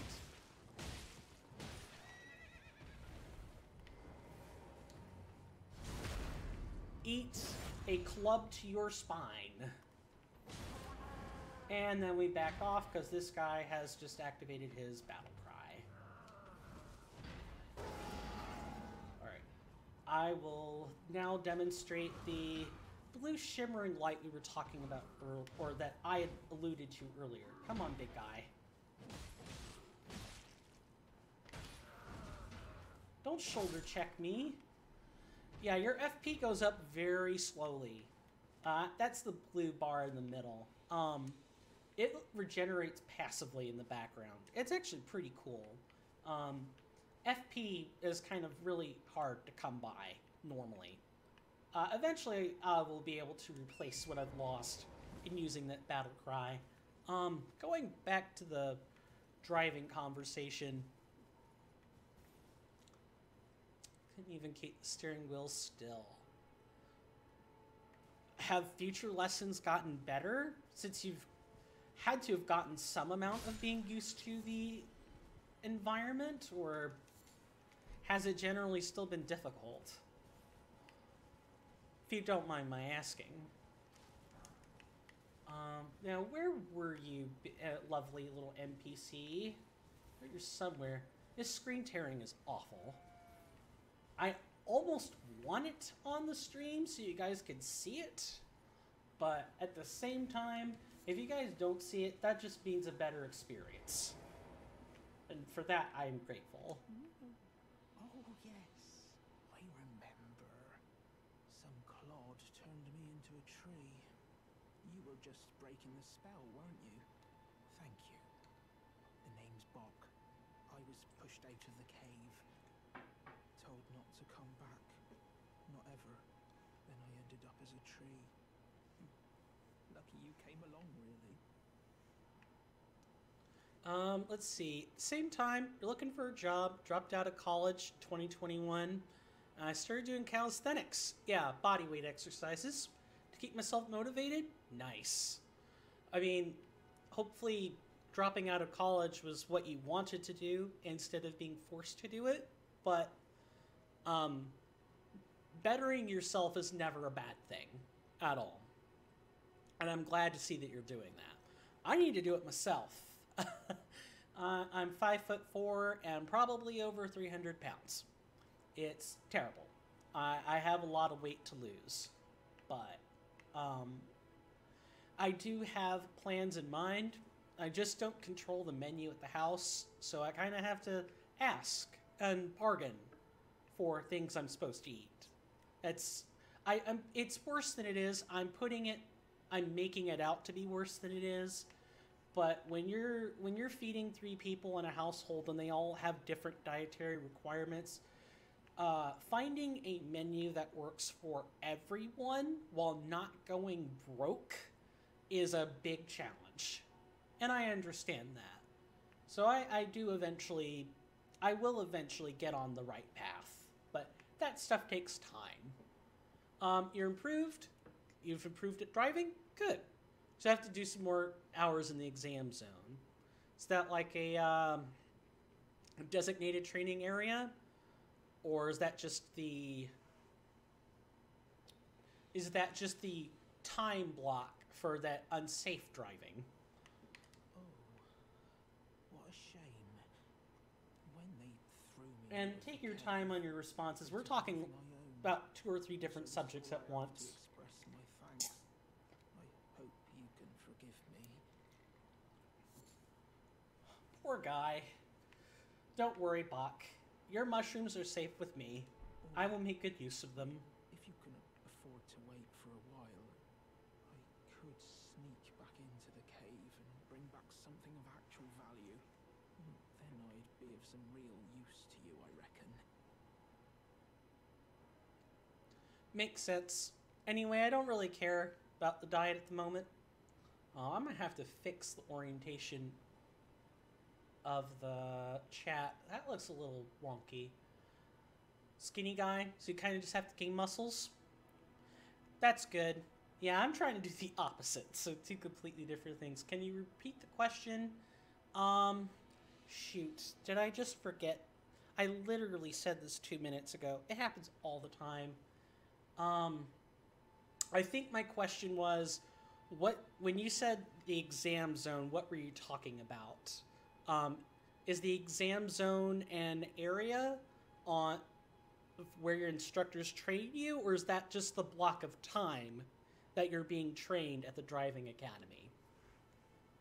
I can type the question if necessary, because I know I'm quite a wordy individual. Right. I'll need a moment. I'm frightened of them. So I have to gather myself. My knees start knocking, just thinking about that god-awful cave on the shore. Right. Okay, you're starting to say the same thing there, Bod, or... yeah. Bach. Goodness. I can never remember. There's a specific area where you drive when you take the exam? Gotcha. Okay. That makes sense. It's the inverse of what we do over here, where, like, I know in the state of Georgia, I trained in the instructor can move you to various areas as they need to. They kind of have latitude on where you can and can't drive while you're training with them. And then when you take the exam, the exam is actually city driving. You get a 1 mile block, basically, where you have to drive. That's like I want to say it's like 1.3 kilometers if I wanted to put this in metric. And you basically go in one block. You have to do exactly what the instructor tells you, what the proctor tells you to do. You have to answer any questions they ask you based on the current laws in the state, and your performance is. So, like, if you break a traffic law in the process of taking your exam, you immediately flunk it. And you have to wait 24 hours and pay $10, $10 US just to retake the exam. You don't have to go through the academy to retake the exam, like, so you don't have to, like, sit through the classes again. But you do have to wait longer, and it gets more expensive the more you fail the exam. That, to my knowledge, that's how it works. It's a fine system, I suppose, but having to go through, like, the national offices to get to square away payment and paperwork, only to drive 2.5 miles, or to a separate town just to retake the exam is a bit much. Now that we've talked to Bach, what we can now do is go back over, explore both coastlines, and we'll get some items out of it. Bach sets up some flags for later.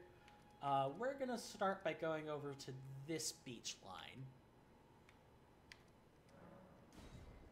Oh, here to retake the exam, you have to take 3 more lessons, and depending on how long the waiting list is, you can wait up to 2 to 3 months to retake it. That is rough. So imagine there's a lot of stress on you to get it right the first time.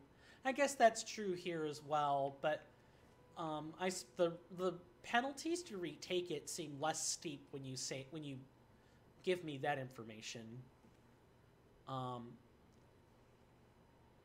Mainly, I think the reason it's like that here in the States is mainly because you can have all kinds of people retake the exams. Like, you can have 80-year-olds retake the exam, and you can have people who come fresh from academy after dealing with their instructor take the driving exam. So the test kind of has to cater to all different kinds of backgrounds. Not saying yours doesn't, just in the US, I think that's why it works the way it does. 2 to 3 months, though, that's... Hopefully hopefully you pass it the first time. But if for whatever reason you don't, and I don't want to make you uncomfortable or scared by saying that, I hope the waiting list is short. But hopefully you pass it the first time. And hopefully it's not a rough experience for you. I know I keep doubling back over myself to say what it is I need to say, but I have to be careful. I don't want to misconstrue anything. If today's modern social media has taught me anything, it's that you can't be too careful with what you do and don't say. It's very easy for anyone to misconstrue a simple one-line sentence. There are probably memes about this on Twitter or any social media you can find anywhere. Alright. Right hand beach first. I'm glad to hear you've got your life somewhat sorted out, though. That's good. Improving your body, taking your driving exams, and learning the wisdoms of relationships. That there's some pain with all that, but I'm glad you're doing well as these dark times can be anyway.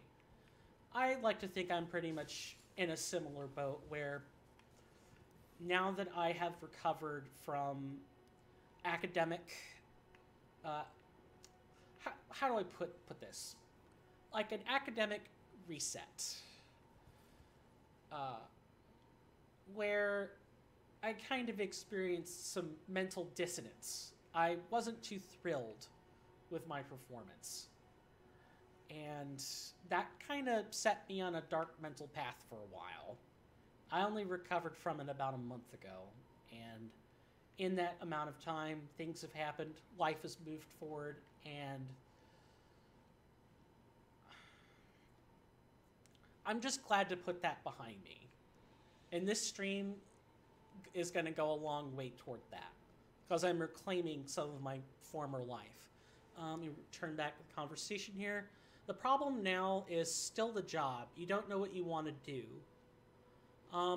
Well, I'm going to assume you thought about what you want to do, and you're just unsure. Why don't you tell me something? You don't have to, of course. But if you're interested, you can tell me some things you've been thinking about. Maybe give me a glimpse into your mind as you've been going through it. We have 40 minutes. It's plenty of time to do that if you're interested. I'm more than happy to give advice if you want it, or just listen if that, or for me to just listen if that's what you want. Bat, how dare you? Get out of here with your nonsense. I am not the best at mounted combat early in the game. It takes me some time to get my rhythm back. Alright, so where is the... We're looking for Spirit Spring to make the jump. If I jump further than 20 meters, we're going to die. Because that's how the game distance is measured, is in meters. And past 16 meters, you take damage, and at 20 meters, you die. A fall of this distance will kill us. I need to find a jet of air. That's what the Spirit Springs look like. I think one's over here somewhere at those sets of pillars off in the distance. Shouldn't take that long, though. Mainly, it's just navigating the path and killing bats. That's one of the lovely things about Elden Ring Reforged, is just that Elden Ring Reforged doesn't really change the basic scope of the game. When you play Elden Ring, you mostly know how to play Elden Ring Reforged. It's just a matter of specific mechanics or amounts and numbers. Those things change, but the game is still the same. Whereas with something like Elden Ring Convergence, which is being worked on, Elden Ring Convergence is very much going to change how the basic game works and what it looks like. Maybe not at the start, but Convergence is said to be a bigger mod when it's finished. Bat, I need you to get out of here right now.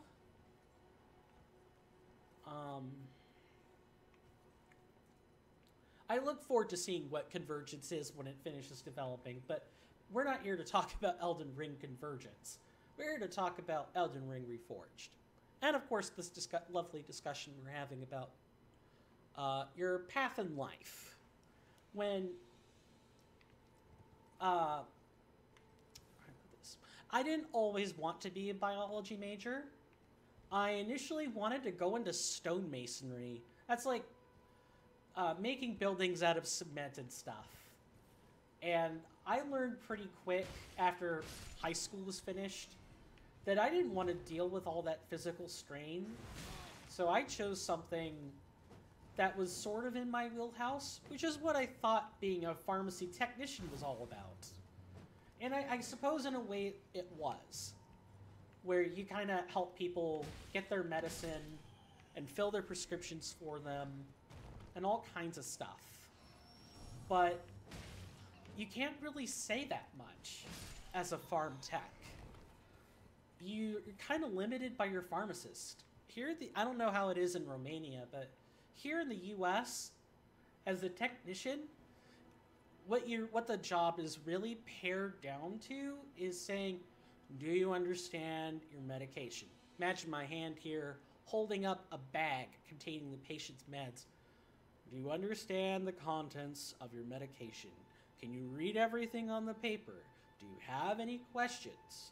If you have questions, I can contact insurance, or I can refer you to your pharmacist or doctor. Or if you don't know how to use the inhaler in your bag, I could show you how to do that. That's it. That's really dull. And that's on top of having to make the really rough phone calls, constantly keeping medications in some sort of order. Like the storage requirements in an internal hospital pharmacy are very different than how a retail pharmacy works. I learned pretty quickly after 6 months of doing internships that I didn't want to do that either. And so I'm back in college again, training to be an actual biologist and not just someone's toady sorting medications all day. Let's see. Sorry for chatting so long without reading. Chat paused due to scroll. Working in a warehouse where you work a lot, paid very little. Second job was in a mall, in a phone accessory shop, but it was in shifts and a little bit stressful. So you're looking for an 8-hour jobs with free weekends and no shifts? Okay. So that describes the contents of the job rather than what the job itself is, which is fine. I hope there are jobs that fill that space in Romania, but I can't imagine it being easy. I'm trying to even think of jobs that have that sort of profile, but I'm no expert. Other than you've listed retail stores and warehouses, which aren't 8-hour shifts, and or jobs with variable shifts working with people. Which really, when you get down to it, that's what most jobs are. You're either dealing with people for a product or a service, or you're in the back making sure the products and services that your country uses, whatever the job is, are being obtained. Their operations are running smooth. They're really only those kinds of jobs. Like this content creation gig, I would describe as a service. Just that I'm self-employed and make very little money off of it, but I don't do this for money. If I did, I wouldn't have stopped streaming 4 years ago. I wouldn't have had such a hard time with my academics. I'm not really sure what I could say as advice, but I will say this.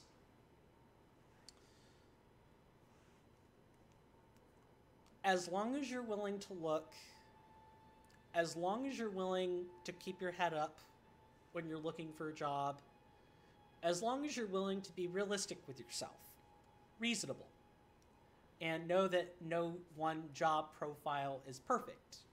For example, you've mentioned you want an 8-hour job with free weekends and no shifts. You might get 2 of those things. And I know you know this, but I'm just speaking it for conversation.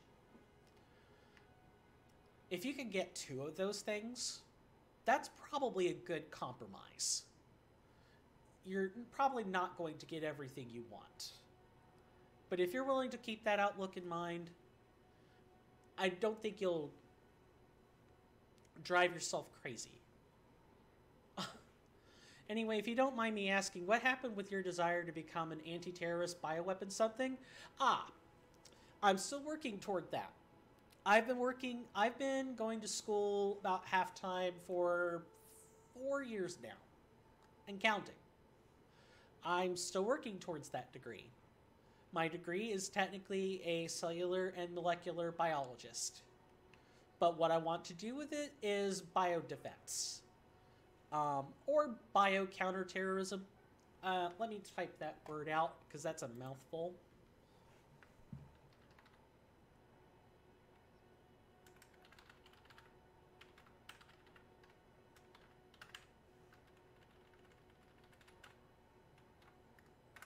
This is the other way that field is known.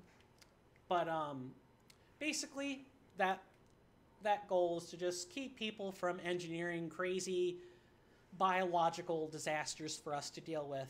Kind of like COVID-19. COVID-19 is technically an engineered bioweapon. You wouldn't think so, and I don't think the theory is fully supported yet. We're still looking into what the root cause of COVID-19 was. I'm not sure we're ever going to know it.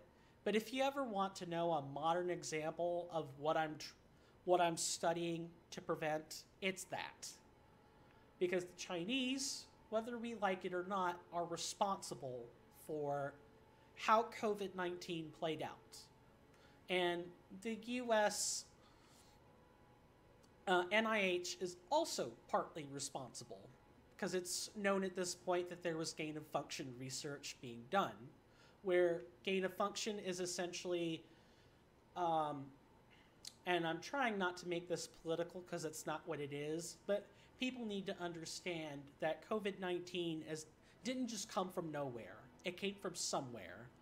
And there's a good chunk of evidence to show that the Chinese did more than just study the virus in a non-disclosed or in a disclosed lab facility.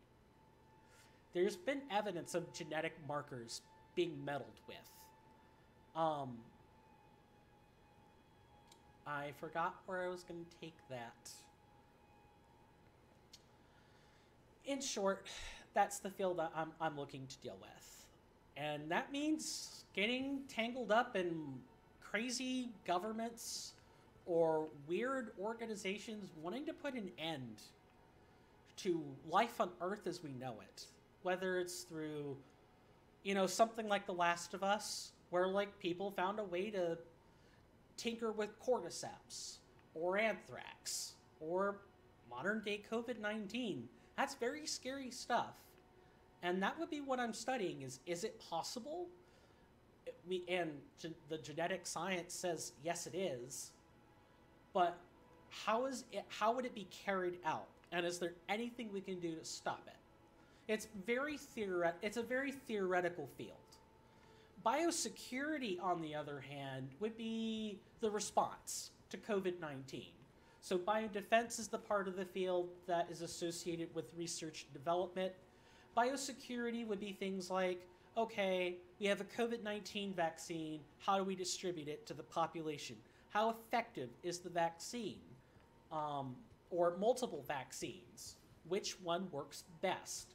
Are there strains that currently counteract the vaccine? If so, the public needs to be made very aware of it, and there need to be other protocols put in place. Whether those are laws or there are buildings and services, etc., etc. The biosecurity deals with the logistical aspects rather than the theory. I'm wanting to go into the theory, which is they go hand in hand, but biodefense and biosecurity are responsible for two separate parts of the process. It's very I shouldn't say it's very complicated. It makes sense once you explain it, but I've explained it to friends and family, I think 10 different times now. And it still doesn't make sense in a super intuitive way. I wish it did, but it doesn't. And that's how most STEM fields are. They're not intuitive unless you take the time to think through it. And think through it with certain facts and knowledge. Well, hello there, good sir. What are you doing out here? You must be the new Tarnished. You do well to steer clear of a Gill Lake, fledgling. Dragon roosts there, and it's as fearsome as it is majestic. So, unless you're mad or wish to be burned alive, stay clear of the lake. Don't be a fool. Excuse me. Before it's too late. Don't be a fool. Speaking of COVID-19, I had my brush in with it almost a month ago. Oh my god, it was not fun. I still have the after effects of it. The cough that never goes away. The constant fear that you're going to cough in the middle of a sentence and freak people the F out is crazy. I don't think I've ever been so fearful over a simple little cough. And I've had a cough before COVID-19. I've probably had a cough since I was about 21. It's what happens when you live in a household with smokers, where both herb, marijuana, and tobacco are being burned. You just get a cough. It sucks, but there's nothing to be done about it except limit my time in a space like that. But the coughing, it's made my stuffiness a bit worse. I probably sound a little nasally just baseline, but it gets worse with long COVID. And thankfully, you can't really spread long COVID. That's the research out right now, is that you can't really spread COVID through long COVID. It's just an after effect of the infection. But you never know. And especially with COVID-19 having a brand new ninja variant. We have COVID-19 Omicron BA.5. BA.5, I think, is the latest variant. There's a new one out now, along with monkeypox, that is seeking to ravage the globe, and it already kind of has. Yeah, it really has changed the world. I don't know if you're familiar with the work called Beowulf.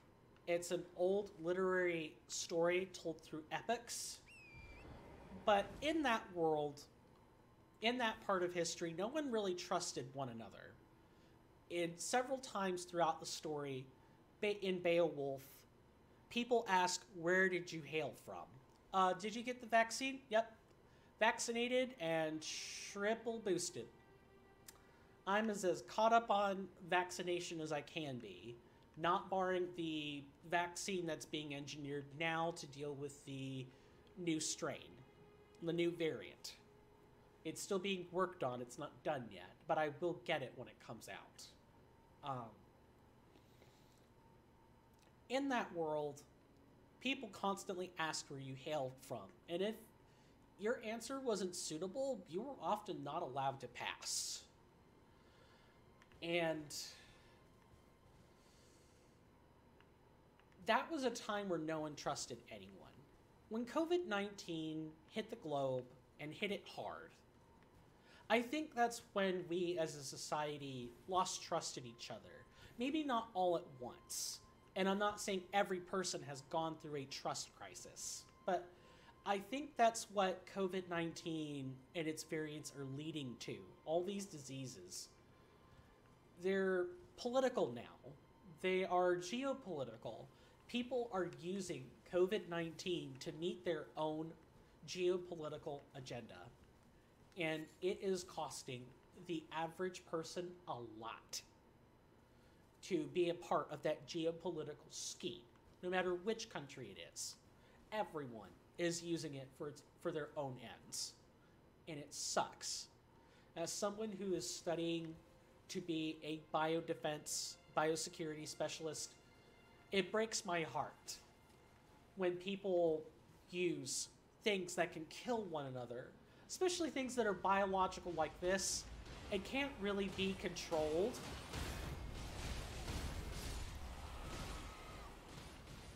Things that can't really be controlled. Which vaccine did you choose, and if you were able to choose, why? I went with Pfizer. The Pfizer vaccine. It's one of the 3 that were available in the US at the time it was developed. Why? Well, the Johnson & Johnson single dose wasn't exactly available at the time because it was under intense scrutiny. And the other option was Moderna. Honestly, there wasn't a whole lot known about US vaccines at the time they were being released to the public. Ultimately, my choice was a coin flip. I could have picked Pfizer or Moderna, and the choice would have been, the result would have been the same.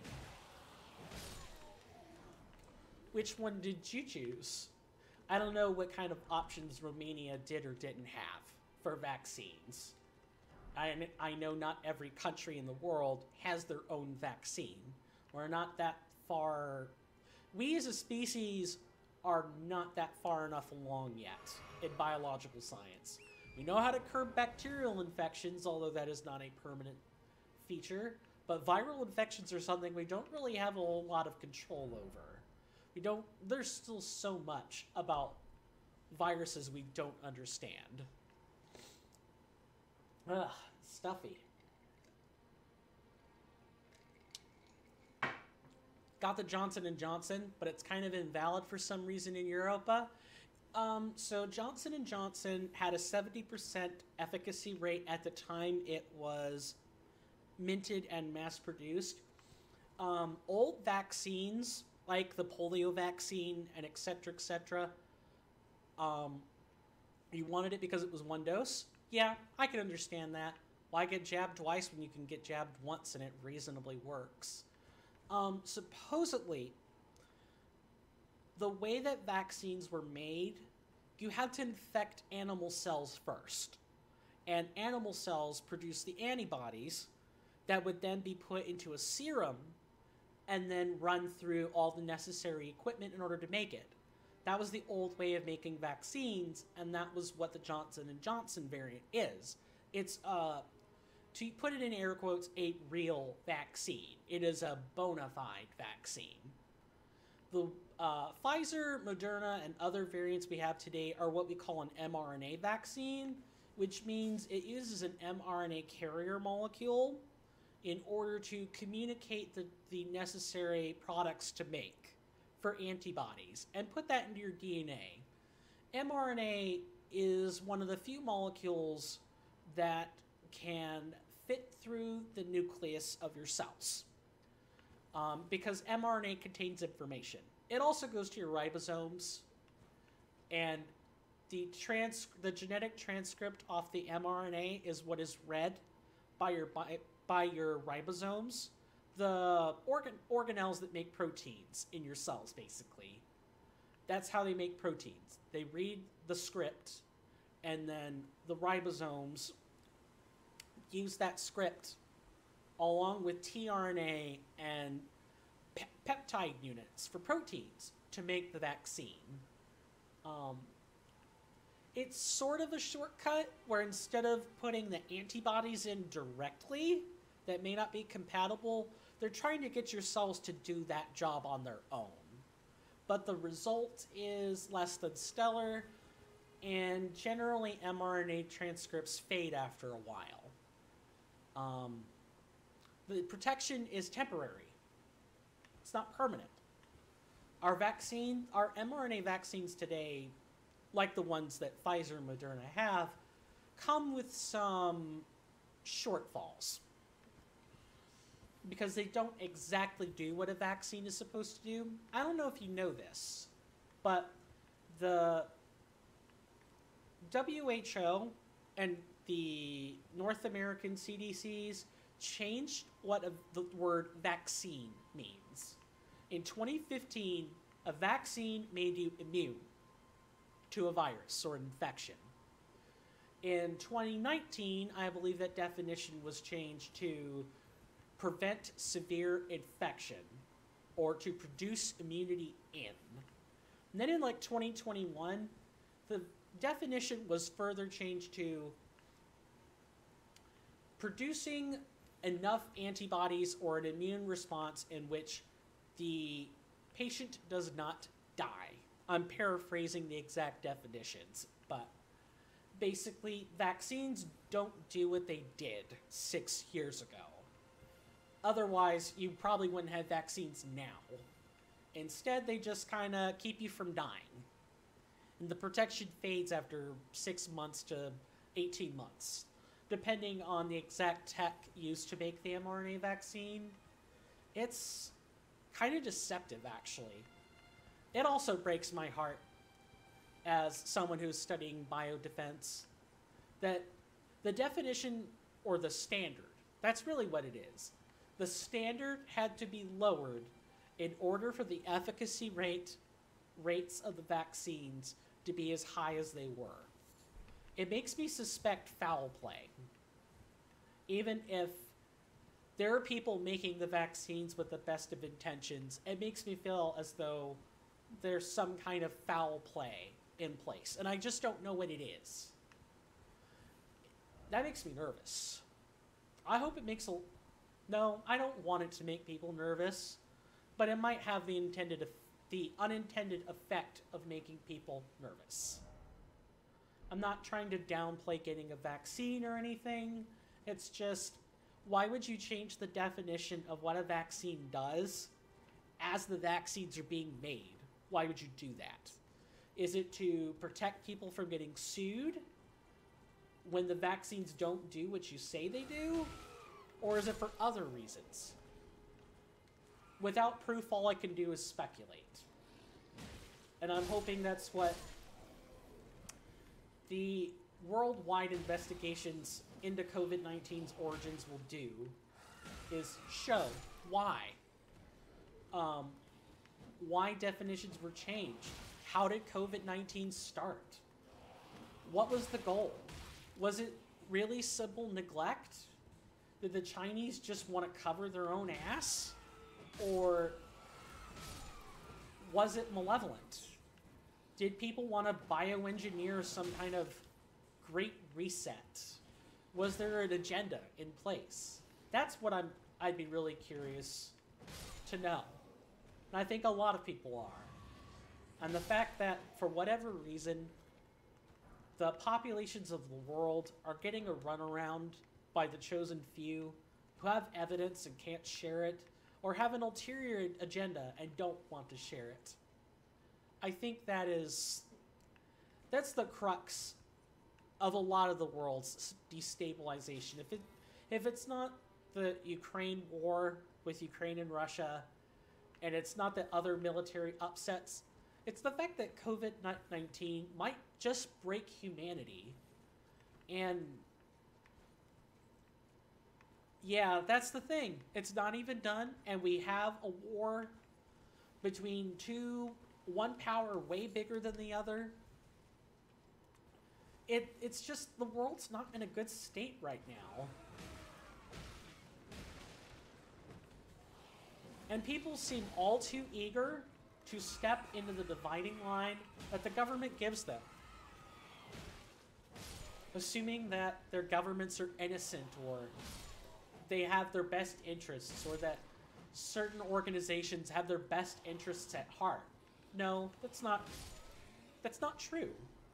The only person who's really gonna have your best interests at heart is yourself.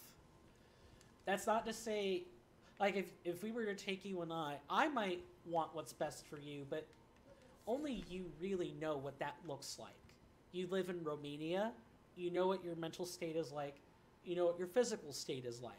I can empathize with you, I can sympathize with you, I can offer suggestions on what you can and what you should and shouldn't do, but the choice is really yours. And on an individual scale, that's fine, but we're talking about the world state now, and we have too many people trying to do just that. Tell others what to do and how to live, and not really have a good sense of what that other person is going through, or we don't have all the facts. And it's further complicated by some people just choosing to lie about it.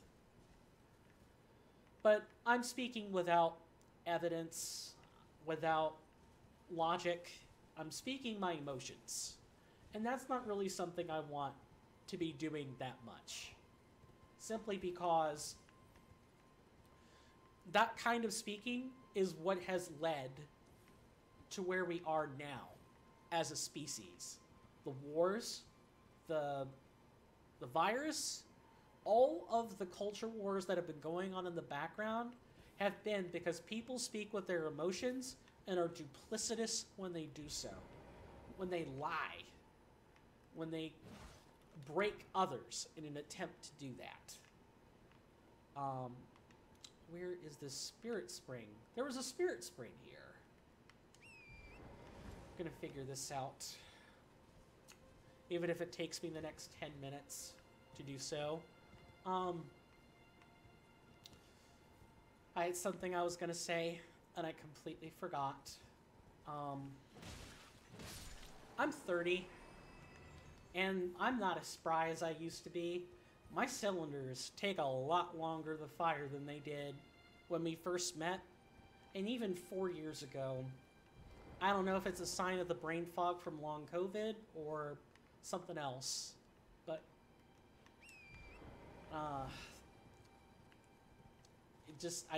I'm not as, you could probably see I'm struggling already. I'm not as quick on my feet with my brain as I used to be. And I hate it. I'm gonna do something about it. I'm just not sure what yet.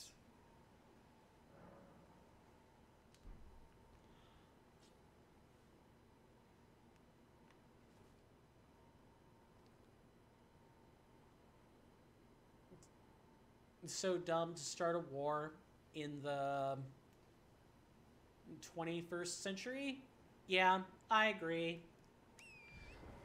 It's now, need to be careful with how I say this, because I don't want it to be misconstrued. I'm not saying Russia's correct. They're not. However, Ukraine might not be that innocent either. The pretenses are false, to be sure. Putin is following his own ambitions with this. I fully agree with that. And in the coming days, I plan on setting up some charity funds for Ukraine so that they can get the funds and weapons and stuff they need to defend themselves.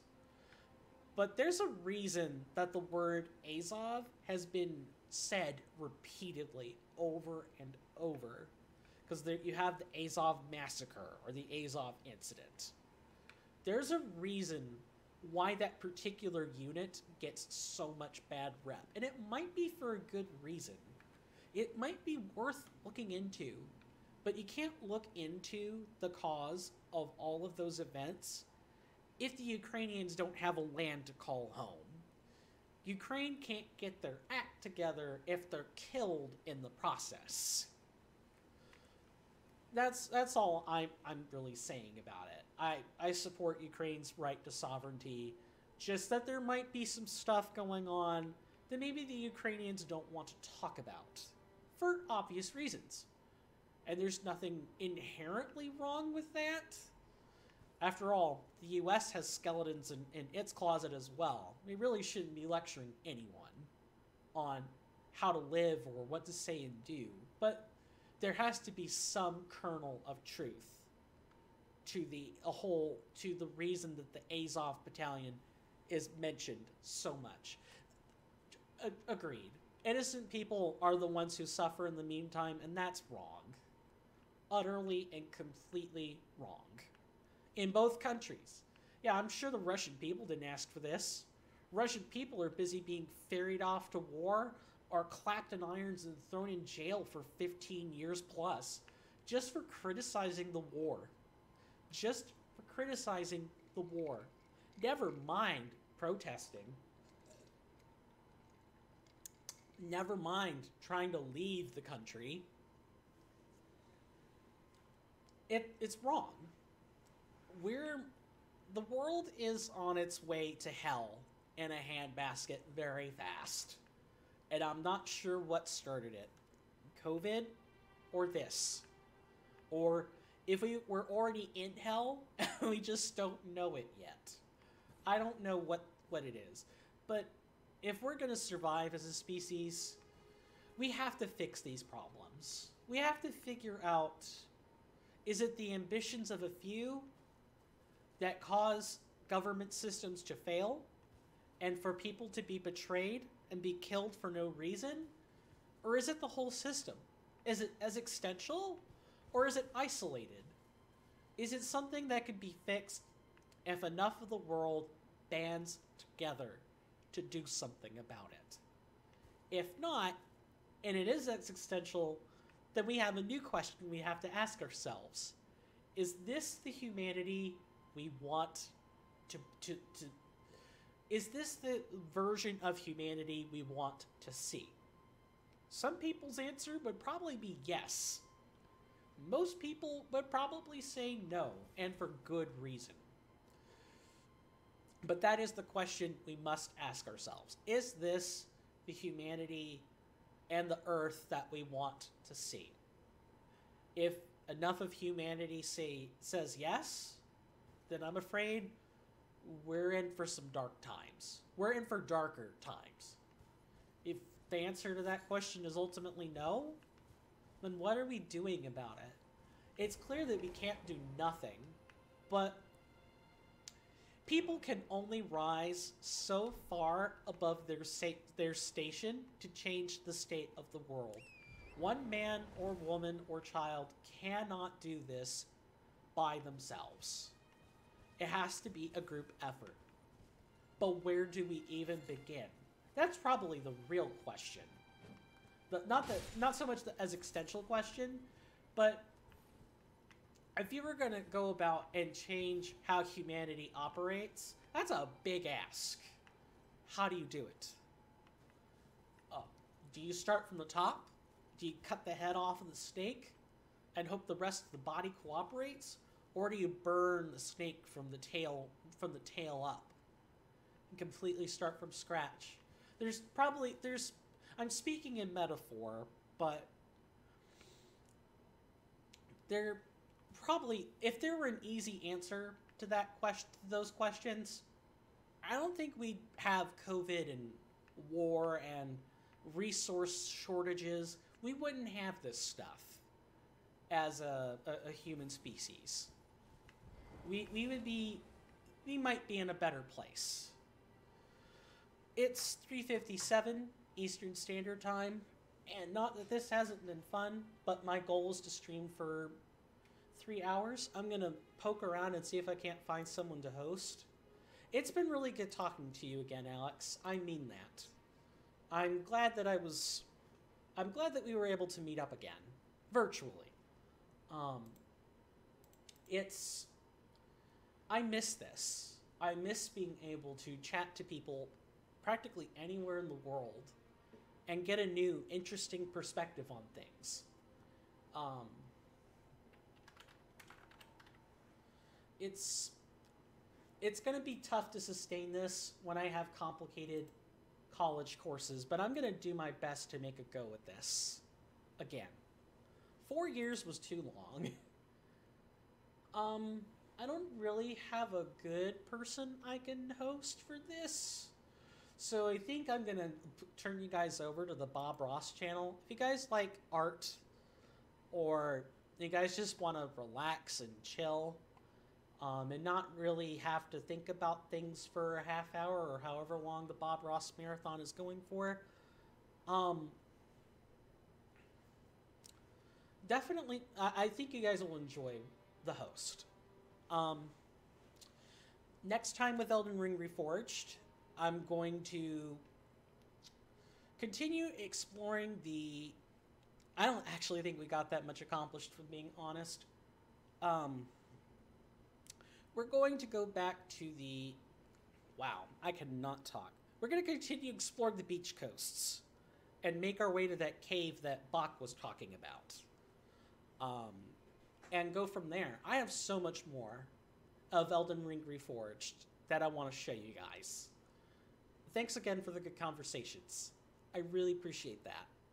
I'm CoinStamp180, otherwise known as Swirling Vortex 09 on YouTube, and I'm going to be signing off. May our storm halls be glorious, may your lives be prosperous, and may you guys be safe in these dark times. The world's not an easy place to live right now, but just keep the faith, keep your heads held high, and stay strong. And with that, I'm going to turn you guys over. Take care.